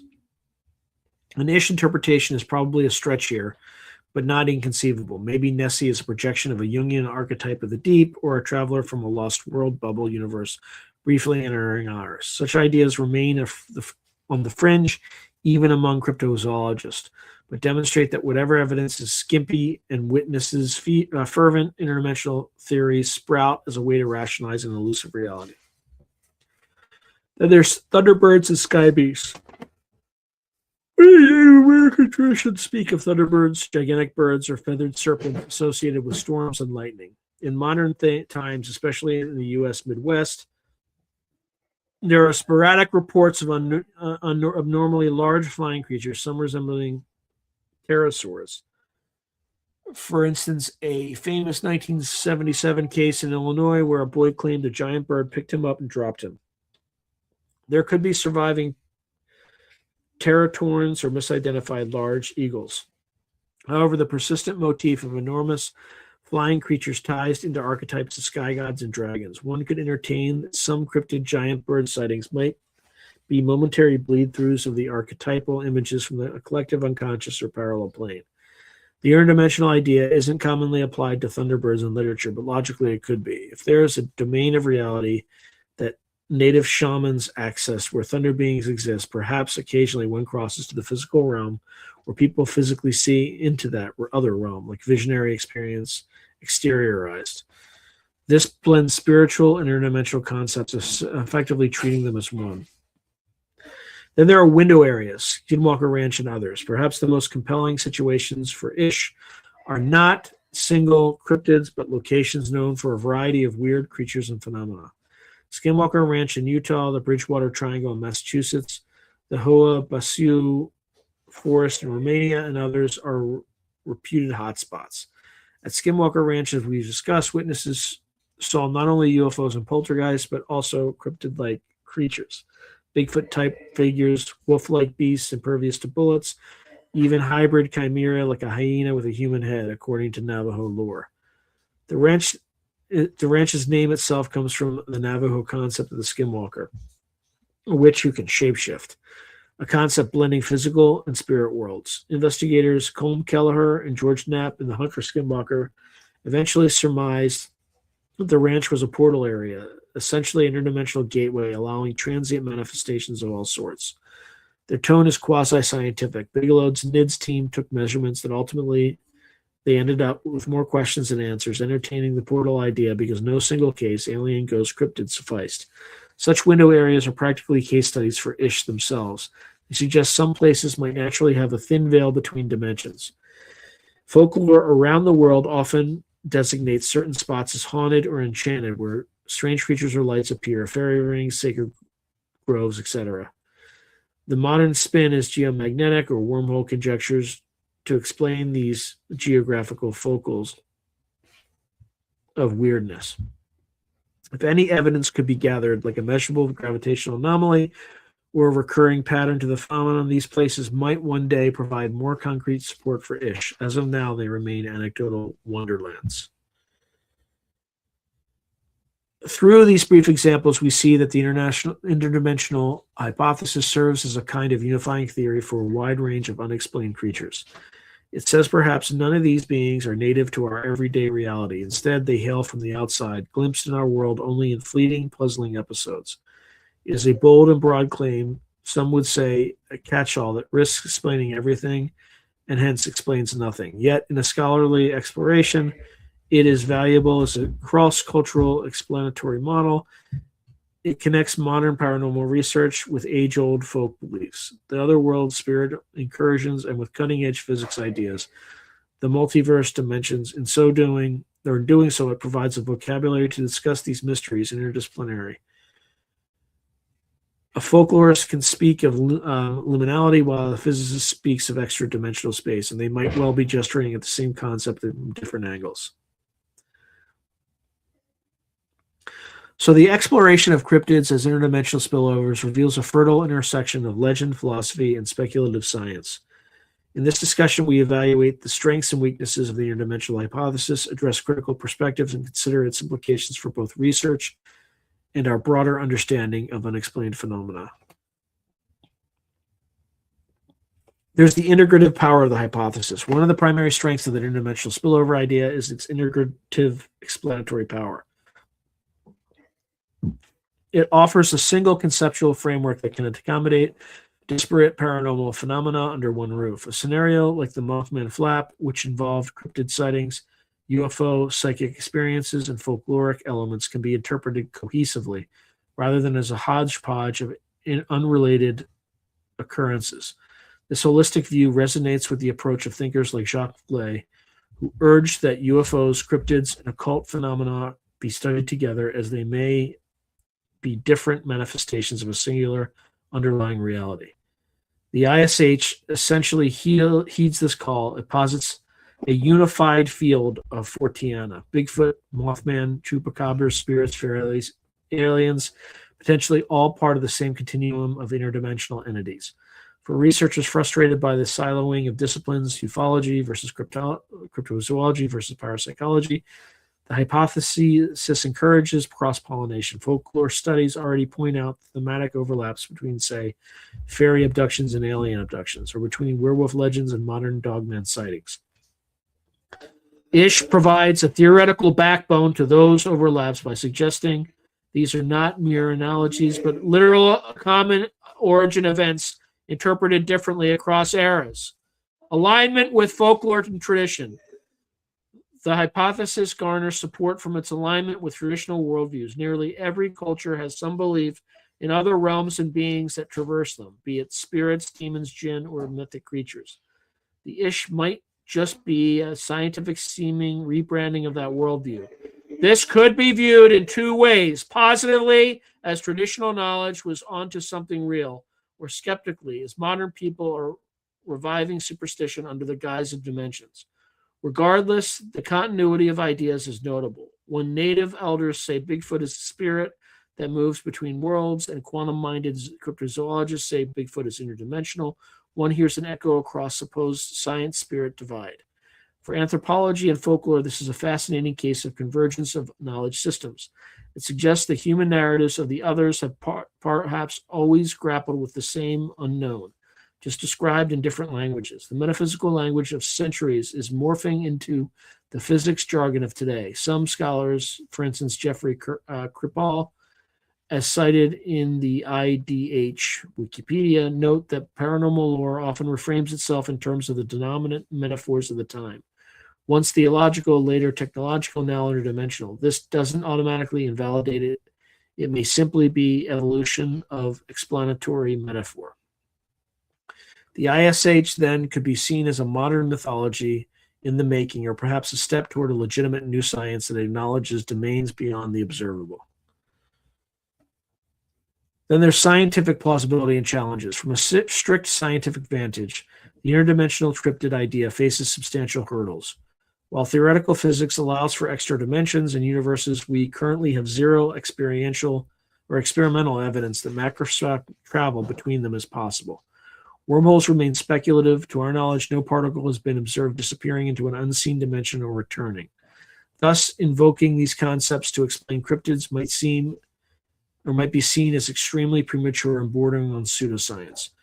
Critics would argue ISH is unfalsifiable. Any absence of evidence for cryptids is explained away by they went back into their dimension, which is not a testable statement. Furthermore, ISH sometimes leans on a God of the gap style reasoning. We can't find Bigfoot in the woods, so let's put him in another dimension, a gap in our understanding that conveniently shields him from scrutiny. This is a valid philosophical critique for the ISH. to gain scientific credibility, it would need to make bold predictions that can be checked. For instance, it might predict that during cryptid encounters, specific physical anomalies should be measurable, radiation spikes, gravitational fluctuations, etc. Some attempts were made at Skinwalker Ranch, for instance, where they did measure radiation spikes during events. If those could be replicated and correlated reliably with sightings, it hints at an objective phenomena requiring explanation. Another challenge is Occam's razor. The simplest explanation for cryptid stories, skeptics say, is not that beings pop in from alternate realities, but that humans are error-prone and storytelling creatures. Misidentifications, hoaxes, hallucinations, and cultural narratives can together account for cryptid lore without invoking new physics. The interdimensional hypothesis is complex and extraordinary. It multiplies entities and realms. Therefore, according to Occam's principle, it would only be warranted if the simpler explanation fails to account for numerous observations. Proponents would claim that indeed the volume and consistency of certain reports, for instance, footprints at end, simultaneous UFO and cryptid cases, etc., to defy simpler explanation and thus necessitating a more extraordinary hypothesis. This is debatable and likely will remain so until or unless a cryptid can be studied under controlled conditions, which under ISH might be never. By their nature, they resist control. Then there are cultural and psychological implications. Accepting an interdimensional reality has profound implications for human self-conception. It would mean our universe is just one of many and that perhaps intelligence and life exist in forms that occasionally intersect with us. This would be as paradigm shifting as accepting extraterrestrial visitation, perhaps even more so. It blurs the line between material and spiritual. Interestingly, many who pursue these topics find themselves moving away from a strictly materialist world toward one that entertains consciousness or information as fundamental. If cryptids can appear and disappear, are they perhaps constructs of consciousness? Are they real in the sense of physical or something in between? John Keel at times suggested ultra-terrestrials could manipulate human perception directly, implying the phenomenon might be as much about mind and belief as about external reality. The ISH therefore invites interdisciplinary research between physics, psychology, and even religious studies. It's a space where a Jungian analysis and a quantum physicist might find common cause in exploring how reality might not be a fixed monolithic thing, but layered or plural. Then there's ethical and investigative considerations. If one takes ISH seriously, how would investigators proceed differently than with a traditional cryptid hunt? For one, the focus might shift from trying to capture a specimen to monitoring environments for anomalies. We would treat hotspots like labs, deploying instruments for electromagnetic, gravitational, and dimensional indicators. For instance, experiments with atomic clocks to see if time dilation occurs, or lasers to detect space-time distortions. One might also take witnesses even more seriously. If consciousness or expectation could influence or gate these phenomena, perhaps witness involvement in experiments like intention-based protocols. So, for instance, meditation or ritual to invite phenomena is done in some UFO contact groups, might become part of research. This is fringe from a normal science perspective, but it's precisely what some bold researchers are doing. The SD method, or CE5 in ufology, for instance, is essentially a conscious experiment to invite UFOs. For cryptids, there haven't been as many attempts at psychic communication, though a few claim telepathic contact with Sasquatch. It's controversial and easily derided. Yet, if interdimensional beings exist, it's plausible they might use modes of communication beyond just the physical, perhaps influencing thoughts or dreams. Thus, the methodology to study them might need to include the subjective and not just the objective. This is an uncomfortable territory for science, but also for anthropology or religious studies, who often examine subjective experiences as data and cultural context. A truly interdisciplinary approach can emerge here, albeit one walking a tightrope between open mind inquiry and maintaining rigor. The cryptids as interdimensional hypothesis stands at the fringes of both science and folklore, a meeting point of cutting-edge theoretical imagination and ancient narrative instincts. Its value might not necessarily lie in being the correct explanation, but in pushing us to broaden our framework of inquiry. By entertaining it, researchers are forced to break silos, to consider human experiences in their totality, both physical and psychological. and to confront the limitation of our current paradigms. Even if ultimately cryptids turn out to be mere myth or misidentified animals, the exercise of examining ISH has merit as a thought experiment and encourages an attitude that not all unknowns must fit pre-existing categories of known science.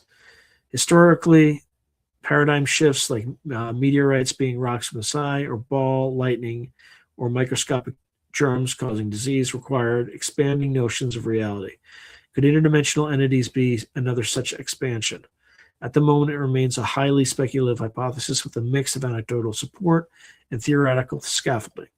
The next steps, if one were to advocate advances seriously, would be collecting qualitative, repeatable evidence of anomalies associated with cryptid events, something which organizations like Project Hizdalan for Unexplained Lights have attempted in the UFO realm. Until then, the ISH will likely function best as a mythological or philosophical lens, a way to interpret the rich tapestry of human encounters with the unknown that respects both the experiential reality of witnesses and the mysteries that continue to elude conventional explanation.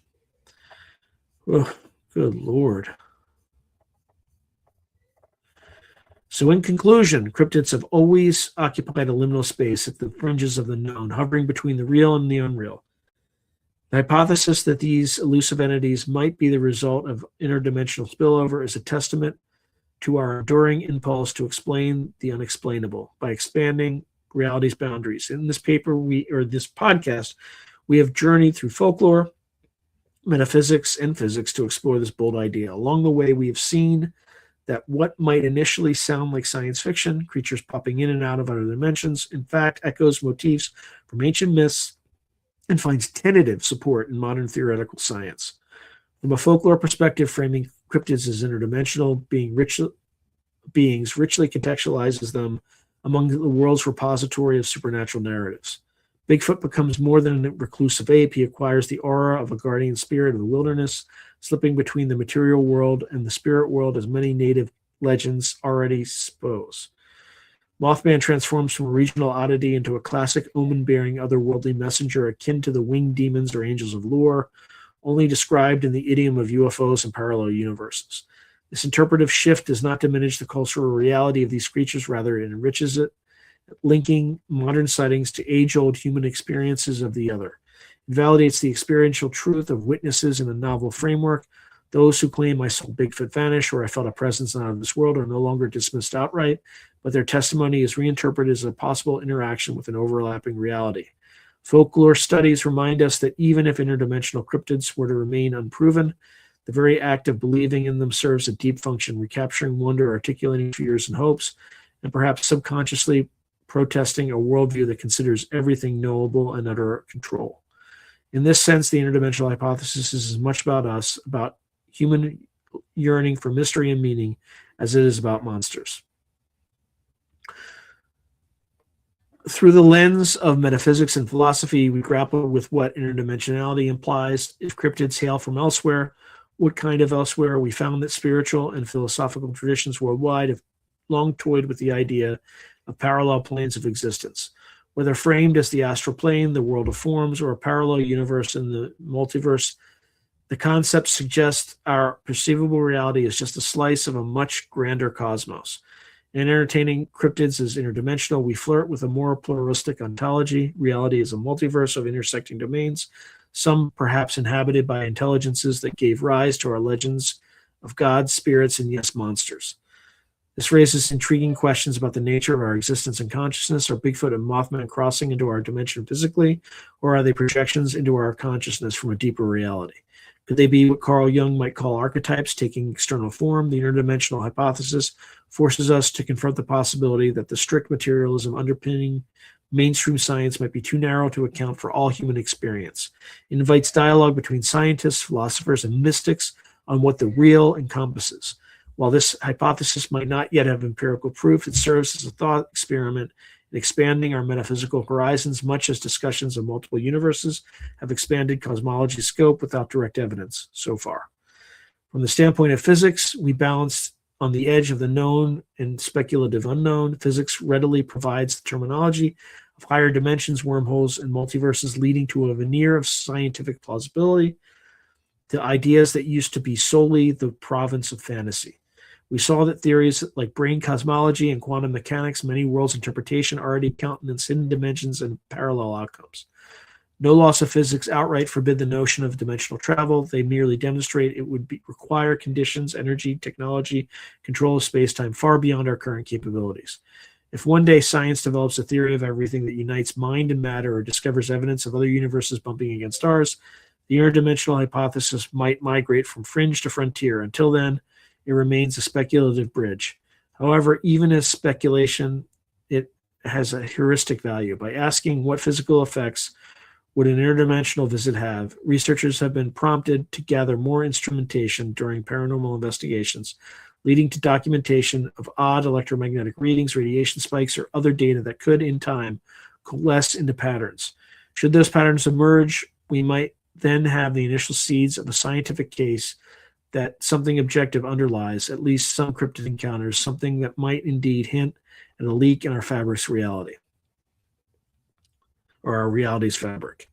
Assessing our case studies through this interdisciplinary prism, we find Bigfoot and Mothman exemplify both the promise and challenge of the interdimensional thesis. Bigfoot's unresolved status after decades of search, despite footprints and eyewitnesses, is explicable under ISH, an explanation that simultaneously resolves and complicates. It resolves why Bigfoot evades capture. He's not always here, but complicates by positing an invisible portal or other realm for which evidence is tenuous. Mothman's intense but brief manifestation, culminating in a tragic synchronicity, is almost archetypal for an interdimensional narrative. It left no body, only stories and a mystery that is elevated to legend. If one is inclined to believe Keel and the populace of Point Pleasant, something very strange indeed visited that town. ISH says it might have been a cross-worlds traveler, not unlike the angels of Lot, or the Valkyries deciding who lives and dies. Grand comparisons, yes, but mythically, Mothman has assumed that status in West Virginian lore. In turning cryptids into interdimensional beings, we inevitably cast ourselves, humanity, in a different light. We become perhaps not the sole intelligent observers in the cosmos, but one species among others, peering through the cracks of a grand multi-layer reality. Our relationship with these cryptids would then be akin to the villager's relationship with the fairies and folklore, uneasy, fleeting, tinged with awe and dread. It humbles us with the reminder that we may not have dominion over or even full awareness of all that moves in the world. For the scientific establishment, embracing such a view would require a paradigm shift as dramatic as any in its history. Whether that will happen depends on evidence we may or may not gather in the future. For the time being, the interdimensional hypothesis remains a synthesis of knowledge and imagination, a conjecture that invites us to keep an open yet critical mind. In conclusion, exploring cryptids as interdimensional spillover is a multidisciplinary adventure that, regardless of one's ultimate stance on the hypothesis, yields value by connecting dots across fields that too rarely intersect. It challenges our epistemology. How do we know what we know, and how could some truth slip through our usual nets of perception? It honors human experiences that science has often marginalized by proposing they may be telling us something real, albeit in an unanticipated language. And it stirs the spirit of wonder, that vital spark that lies at the heart of both scientific inquiry and the love of lore.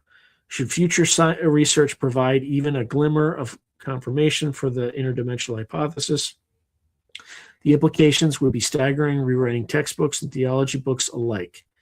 But even if that day never comes, the hypothesis serves as a bridge between worlds in its own right, a bridge between the world of tangible reality and the world of human meaning-making. Cryptids, those tantalizing phantoms on the edge of our maps, continue to remind us that not all boundaries are yet drawn, perhaps not even the boundary between the seen and unseen. In entertaining the possibility that those boundaries themselves can be crossed, we keep alive the essential truth that discovery is not over.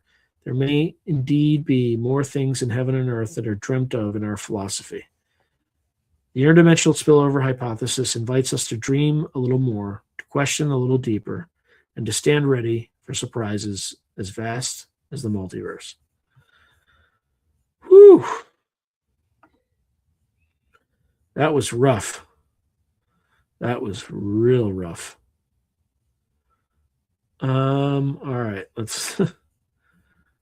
I'm gonna have to race through these comments, folks.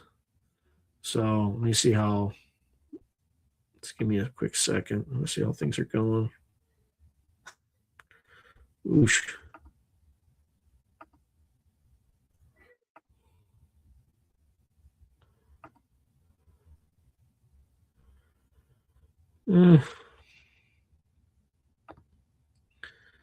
That's kind of meh.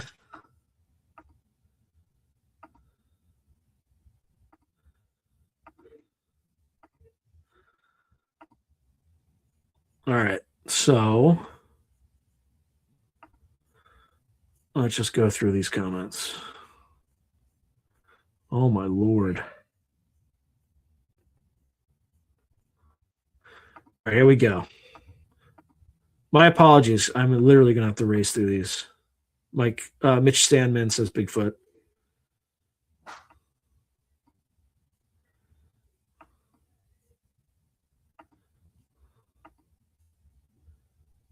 Interesting. Monica Wiggs is saying, I had an experience with the Cherokee Nunnehi in Red River Gorge, Kentucky. Interesting. Mitch Salmon says, I wonder if Trump will take over. Yeah, I like scans. He's like already talking shit about Colombia already.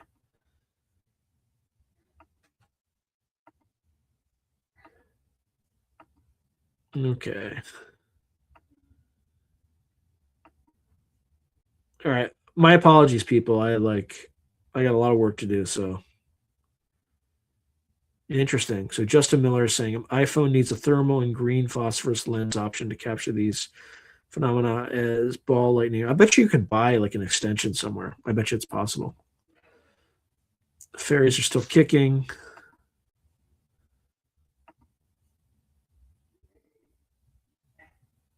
So Mark Frey saying there's a recent UFO Chronicles podcast of a guy who is into fairies and had an encounter with a very small flying fairy. This is around 340 or somewhere near there. It is not a throwback. Interesting. I heard they're light being, maybe plasma entities that can also materialize them out. Mitch, that's certainly possible.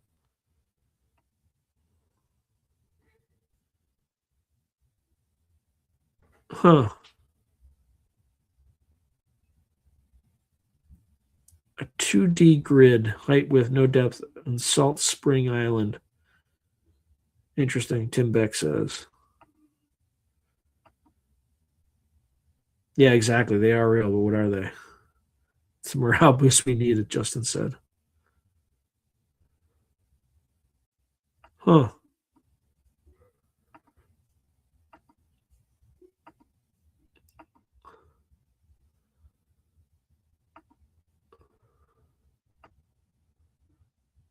So episode 362 on the UFO Chronicles podcast. Ugh. Ugh.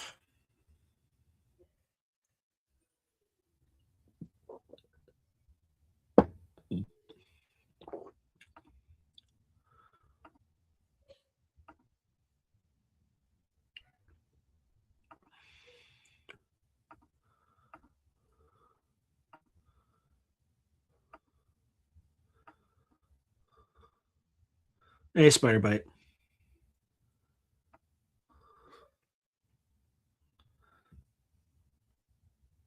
Yeah, my apologies. I'm just trying to race through these because I have like 5 minutes left. Okay, so Justin Miller says St. Benedict metal will keep the white cloud out if you hang it on your door dome. Just saying.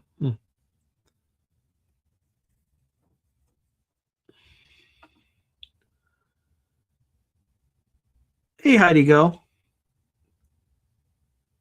Thank you very much. Coming from, why is the.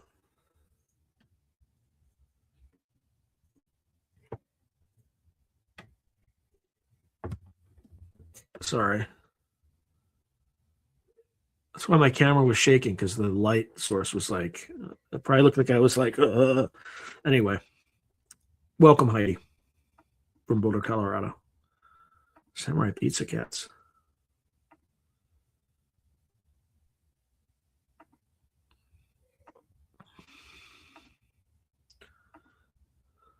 Yeah, I need coffee time.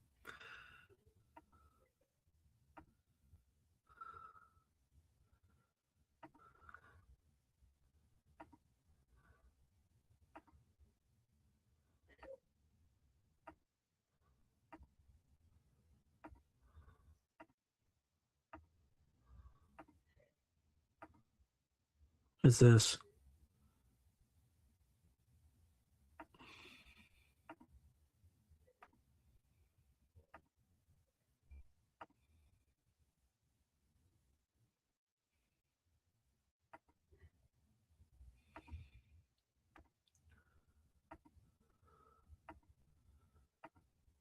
Again, forgive me, folks. I'm just trying to race through these things.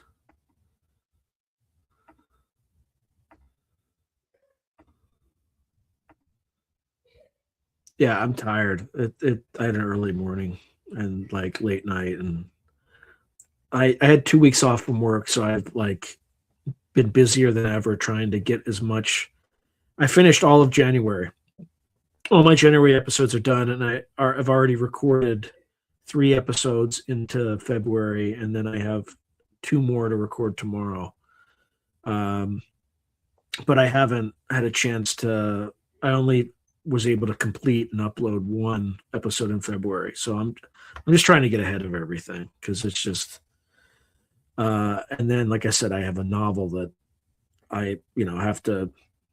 I'm trying to publish by the end of January, so I'm working on that too today and tomorrow.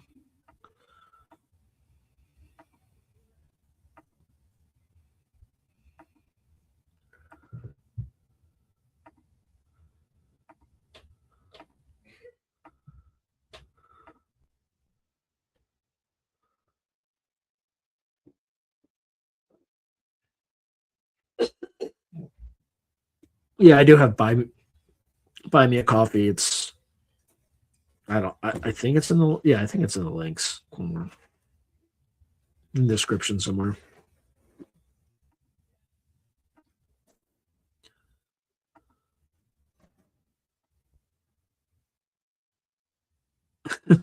I can make AI, Sean. Actually, I do have the techno. I do have like I only get to make one though. Um, but we'll see. Maybe I can do that.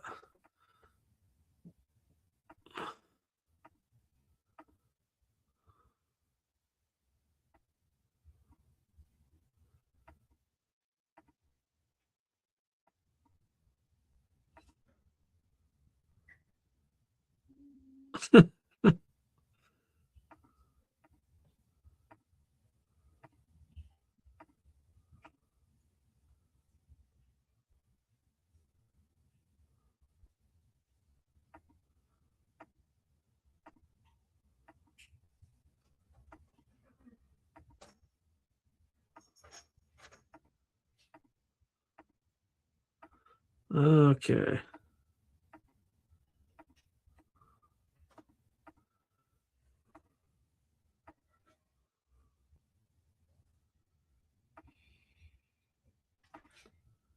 Whew.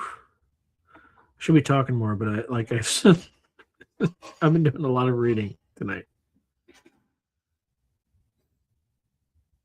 That's just who knows who knows what it is. Pseudophysics. Who knows?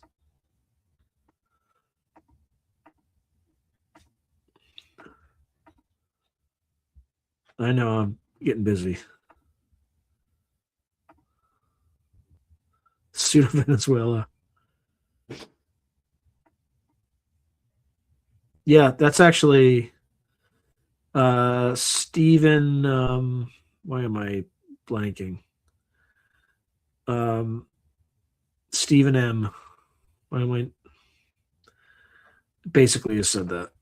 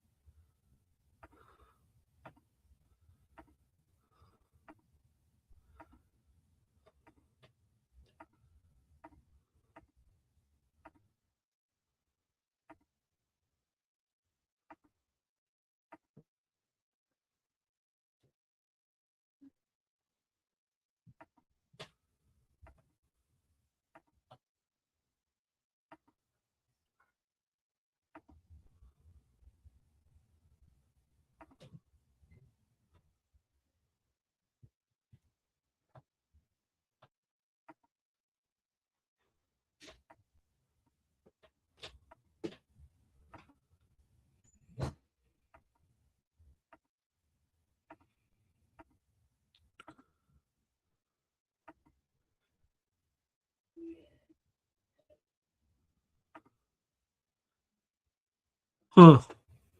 Peasants were not allowed to bear arms until Americans came along. Give AI some time, it could be a great island in the future, Justin Miller says.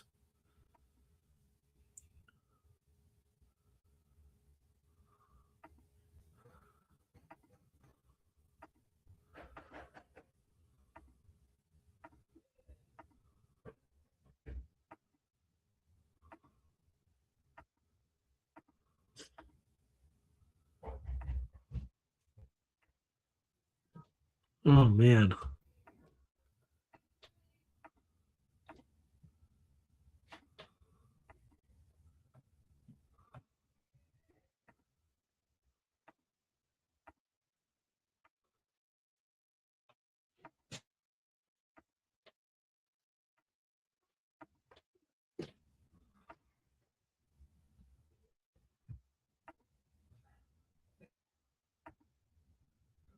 Ugh. A Mothman feather on eBay? Does that even exist?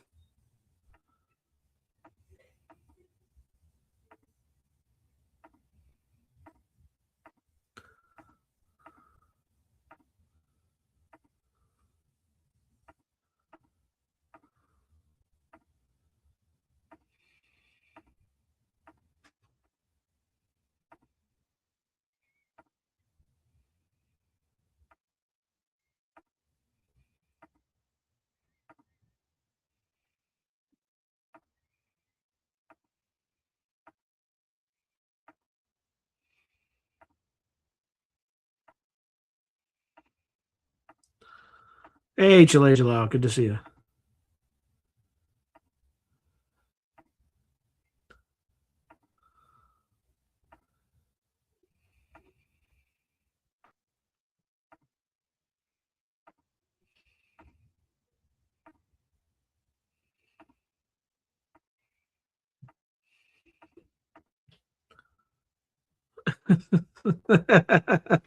Yeah.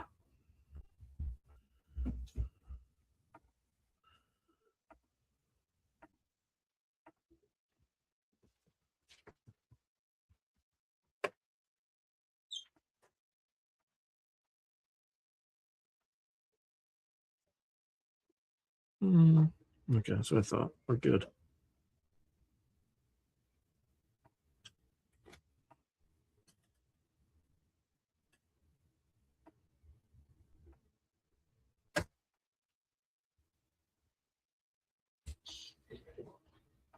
Oof.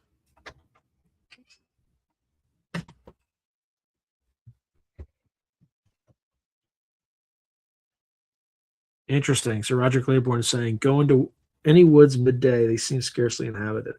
Spend the night in one or walk the trails at night, and all kinds of things roaming about, some really big. Interesting. Yeah, I did that. I had like a strange urge to go out into the park, and on the way back, I like nearly walked into a great horned owl. It's just like up on a branch, just like sitting there. I mean, I could just see his silhouette. It was so dark, but I got close.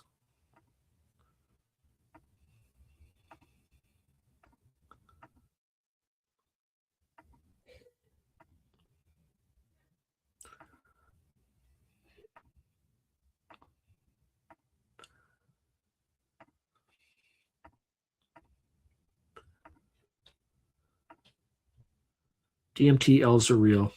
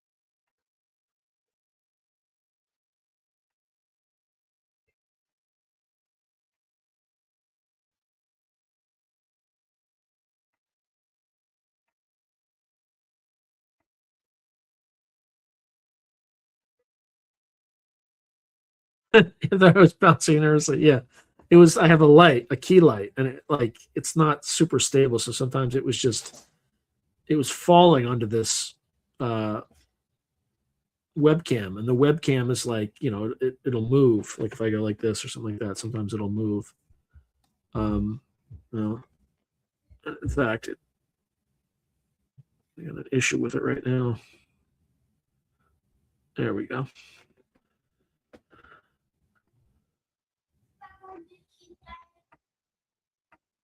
Okay.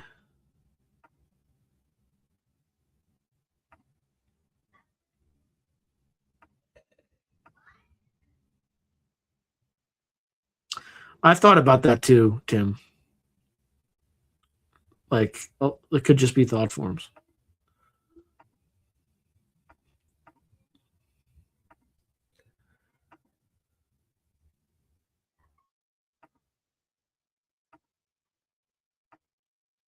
Oh, yeah, I'm like, we're way over.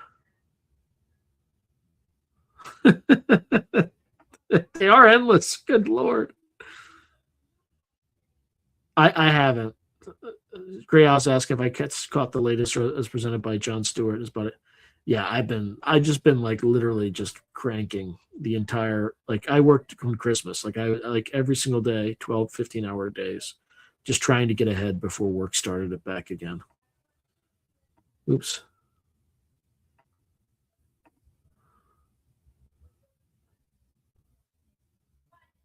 Oh, welcome, Sovereign Cosmic Wildman. But yeah, I do.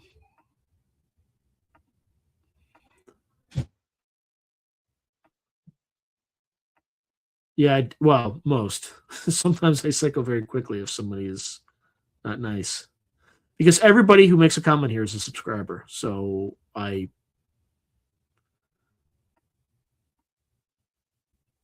Okay.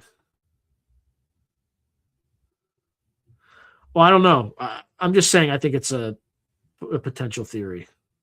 Because they all kind of collapse into orbs and appear and disappear, have physical form.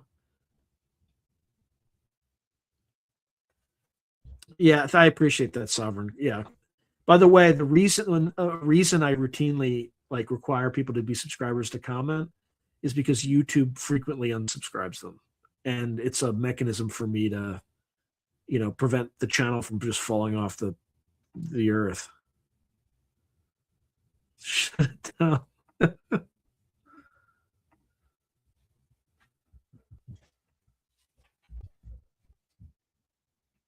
Okay. All right. Woo. You know what? I should have put this up anyway. Let's throw that on there. All right, folks. I am very tired and I have a lot of work to do. So, anyway, thank you all. Happy New Year. Good to see everybody. And, oh, yeah, I've been 20,000 plus subs since like November. But then it suddenly immediately declined. Not declined, but it like immediately decelerated. Okay. All right. Happy New Year. Good night. God bless. See everyone next week. Or actually, yeah, next week. Good night, everyone.